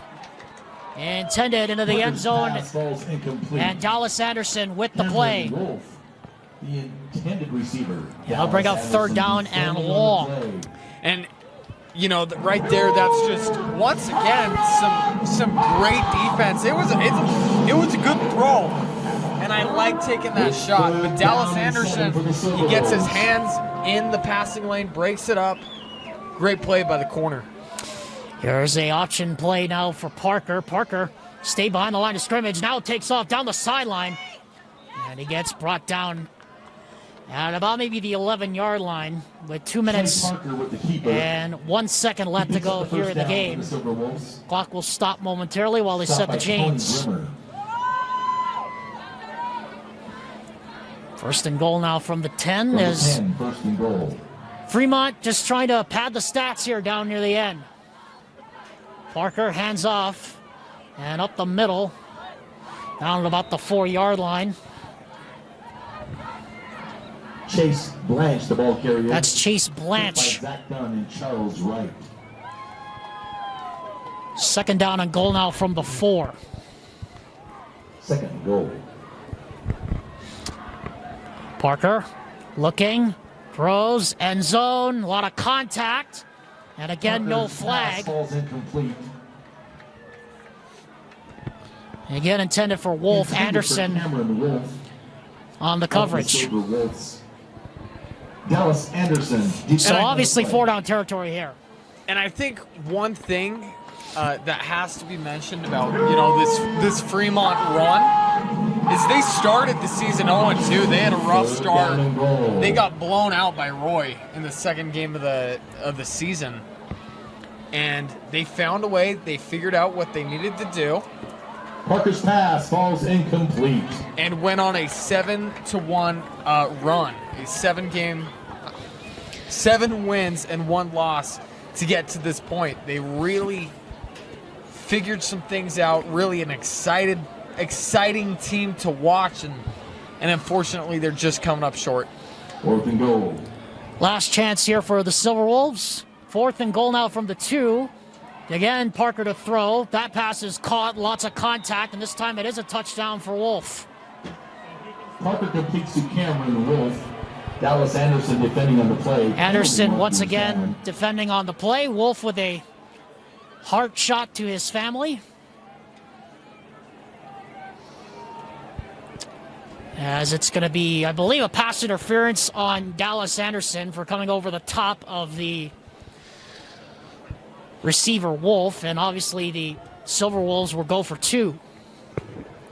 Down by 20. Dave Steierman and his crew try to sort out how this penalty is going to be enforced. Whether they'll enforce it on the kickoff well, you would think they're going to enforce it on the kickoff. They'll move the kickoff to the 45-yard line. Here comes the call. There's 2 fouls on the play, both on the defense. Oh. Pass interference number 17. That penalty's declined. Then we have dead ball, unsportsmanlike conduct. Receiving team. That 15-yard penalty first on the ensuing kickoff. Here. So the unsportsmanlike conduct foul is called against. The touchdown stands. Is actually called against Fremont. Silverwolves to attempt the PAT. They actually called it against Fremont. It sounds like Dave Steierman said receiving team, I believe, which is supposed to be the offense. I believe they got the receiver for spinning the football after that touchdown grab. That Right. would be my assumption, but definitely some confusion amongst the officials right now. Looks like we'll get some clarification. After the defense have to be happy to see the ball, and then after the play, the unsportsmanlike conduct will be enforced 15 yards from that spot back. The try will be from the 16.5-yard line. Okay, so it'll be up from the. Okay, so that's what I thought. So at least it'll give Fremont a little bit more room to work with here on the try. But Bart Brockbank's out over here saying, why is our pass interference getting enforced and then pulled back?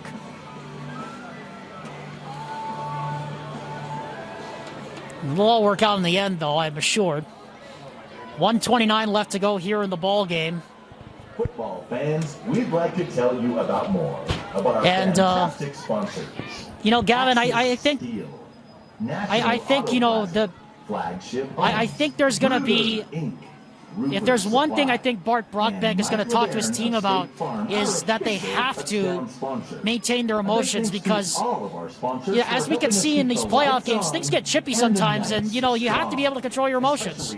You have to let the field, your play, do the talking for you. You know, the frustrating thing is, oftentimes the officials catch the second guy. Oftentimes there's somebody else trying to draw that unsportsmanlike penalty, and you just have to have the mental strength, the mental maturity to let your tackling, to let your play on the field do that talking, speak for yourself, and you also got to clean up a lot of the penalties that you're shooting yourself in the foot. We had a couple encroachment penalties, we had a couple offside, a false start or two, and against to attempt the 2-point PAT. well, not even against a better team. It almost bit them on the behind in this game. They were able to get a couple turnovers that helped them extend their lead and covered their bases.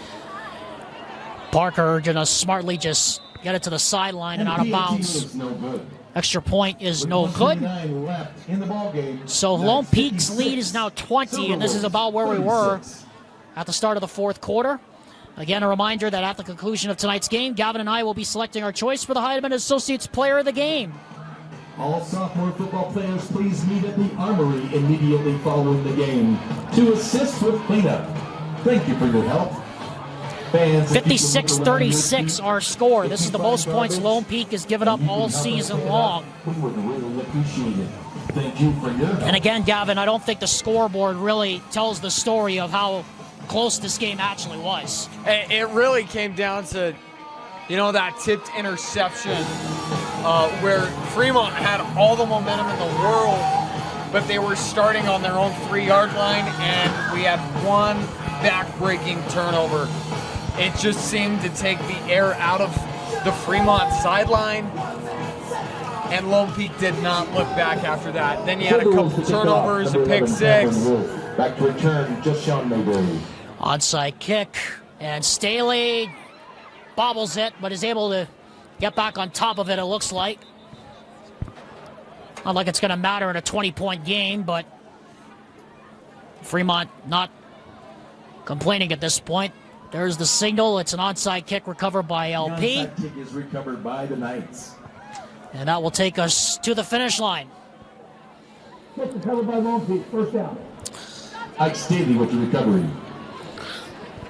So Lone Peak, after 4 long seasons, is going to head back to Rice Eccles Stadium. And 4 seasons, I think Gavin Atkinson and this program is like an eternity.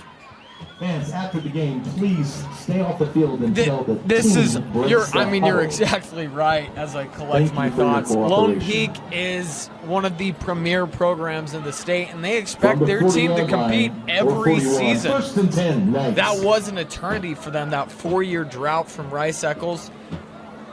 I'm sure this feels good for the organization, the school, to get back up to Rice Eccles, to compete for a chance to play in the Substitution, defense, 5-yard penalty. Still first down. 6A finals. But they got to go through one more team first. You got to take it a game The at a time. administration of Lone Peak High School and the UHSAA would like to thank all of those who have offered their time to help out with tonight's game. Thank you. Legal substitution was the call against the Fremont Silverwolves. Niamatolu will just take a knee. And that is more or less it.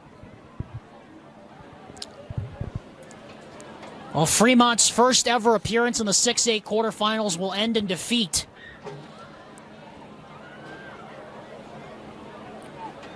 But it was not for a Down 6 Knights. lack of effort on their part. They had it was a valiant effort. Fremont actually was up 14-13. They were down 27-22, as Gavin and I were mentioning. It looked like the rails were greased after the interception, but a fumble forced and recovered by Bob Mulatalo on the very next play proved to be the difference.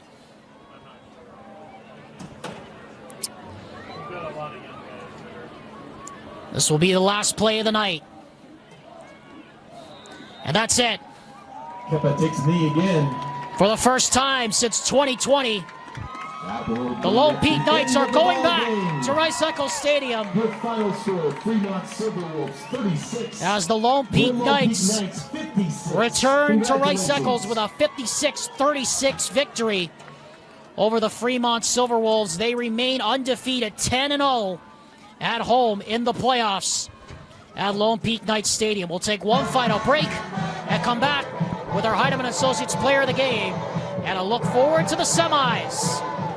Thank you for your attendance this 56-36, evening. Next the Thursday, final we invite you score. to join us at the U of U Stadium in Salt Lake. As Lone Peak As the Lone takes Peak down the Knights take Fremont on the winners Silverwolves, of they're the off to their Skyway first Shopping semifinal for the first time in 4 years.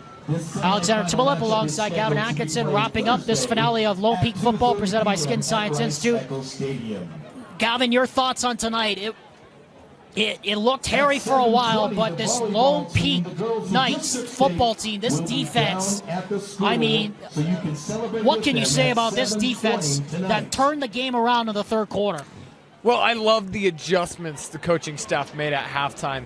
Michael Hewitt, They- we have your wall The up in the Silverwolves booth. were Michael without their Hewitt. starting quarterback, and they ended up going with their wildcat guy, a guy with some great speed who had Thank you burned for them joining us this season with his for legs. They football. started bringing a linebacker and assigning him on a quarterback spy. For the first And home we game saw of on the multiple Lone Peak fourth Knights down girls conversions, and or the boys conversion basketball downs, teams. third and When the fourth, Knights take where on we the had that spy make a Silverwolves tackle Tigers. as the quarterback's trying to run for that first down, improvise. I loved that adjustment because with that adjustment, it allowed the defensive backs to do their job, focus on the receivers, and it allowed their defensive line, which is a star-studded line, to just pin their ears back and go after the quarterback. So we are going to take our choice now for the Heidemann Associates Player of the Game. Surprise, it's not somebody on defense, it's somebody on offense. But the man that turned it around when Samuel Wright in this running game couldn't get it going, Sean Tahi, is the man we chose for Heidemann Associates Player of the Game. I mean, 3 touchdowns in the game for Sean Tahi. No doubt he's the player of the game. He had an excellent performance tonight. I believe 2 of them were in the second half, and that one in the final minute of the first half. He really was the player that turned around this game, got Lone Peak's run game going, and if Niamatolu has a run game and that defense has to stop a double-edged sword or a two-pronged attack, goodbye. It's so difficult with the talent on this team. He was the player that tipped the scale in favor of the Knights. So let's look forward now to the semifinals. We know Lehigh is going to be there. Lehigh, let's actually bring you up to date on that score because we've been following it all night long. Lehigh, now Lehigh has advanced 28-7. Lone Peak is now in the finals. Corner Canyon and Skyridge has come back with 21 straight points to lead 35-24 at the end of the third quarter. A lot of football left to be played in that one, but it appears right now that Lone Peak and Skyridge are on a collision course for the semifinals. And again, still a lot of football left to be played in that one. 12 minutes to go in a two-score game. But looking at this quartet of teams, Corner Canyon, Lehigh, Lone Peak, and maybe Skyridge, maybe Davis, we don't know yet. Still a lot to be played in that one. You have to say, on the basis of what we've seen tonight, the winner of that Lone Peak Skyridge semifinal likely has the inside edge to win the championship. I agree with you. I mean, assuming Skyridge takes care of business and finishes off Davis, we're going to get a rematch in the semifinals, and I really do trust this Lehigh defense. I like Sweetwine at quarterback for Skyridge, but he has been turnover prone throughout the year, and I really believe turnovers would be the edge in that game. But the great thing is that game is not over. We don't even know yet, but with how Lone Peak played tonight, it's hard to see them not going to the finals, maybe getting that upset. Or I shouldn't even say upset, but because they've already done it once. They already done it once. Oh, what's the word I'm looking for? That change of pace, that new 6A state champion. They really look good. I'm excited to see what happens over the next 2 weeks. Yeah, and very, very well-deserved, too. And, of course, again, congratulations to Fremont on a great turnaround season. 8-4, finishing off a great turnaround season after going 2-9 last season. Well, Gavin, this also is a bittersweet night for me. After 3 years on Rewind, this is it for me. I'm gonna be heading off for a new opportunity on Monday. This is my last game on Rewind for now. You know, it's a bittersweet feeling for sure, but I appreciate the fact that I got to work with you on the color side rather than just the operator side this season. And that's the great thing. I as well am so grateful for this opportunity. It's been great working with you, living out the dreams, right? Getting some experience and helping show and broadcast these kids' talents to the state and perhaps the country, depending on who's all watching. Yeah, and I would be remiss if we didn't shout out our camera guys that we've had throughout the season. Austin Bigelow starting the season, Josh Dodge the last stretch of the season we had. And, of course, all the color guys I've had throughout the season, Nate Carter, Jake Hatch, Brian Brown taking over for you the last couple of weeks. Gavin, it's tough to say goodbye, but I will be back. I will be back, I will say that. But now it's time for you guys to go ahead and try to fill my shoes. No pressure, by the way. No pressure, by the way. Oh. But anyway, Lone Peak wins it 56-36. Reminder that the semis and the championships will be here on the Rewind Sports Network. Gavin, great season. Now let's go. Now it's time to see who can go finish it off. Oh, I can't wait. It's the best part of the year. Get out of the cold and watch the other guys do their thing. Watch their big show. Can't wait. The Final Four next week at Rice-Eccles Stadium. Once again, Lone Peak will be there. Quarter Canyon will face Lehigh. And you can catch the conclusion of Skyridge and Davis now on the Rewind Sports Network. Now for all of our great crew, for Vince Francis back at the Triad Center, for Josh Dodge, for Gavin Atkinson, for Nate Carter, Jake Hatch, and Brian Brown, my color guys throughout the season, and for all the viewers that made this possible, I'm Alexander Timon. Good night From Lone Peak Night Stadium, this has been a presentation of KSLSports.com and the Rewind Sports Network. Until we meet again, and until next football season, everyone, good night, aloha from Utah, and remember to take care of one another.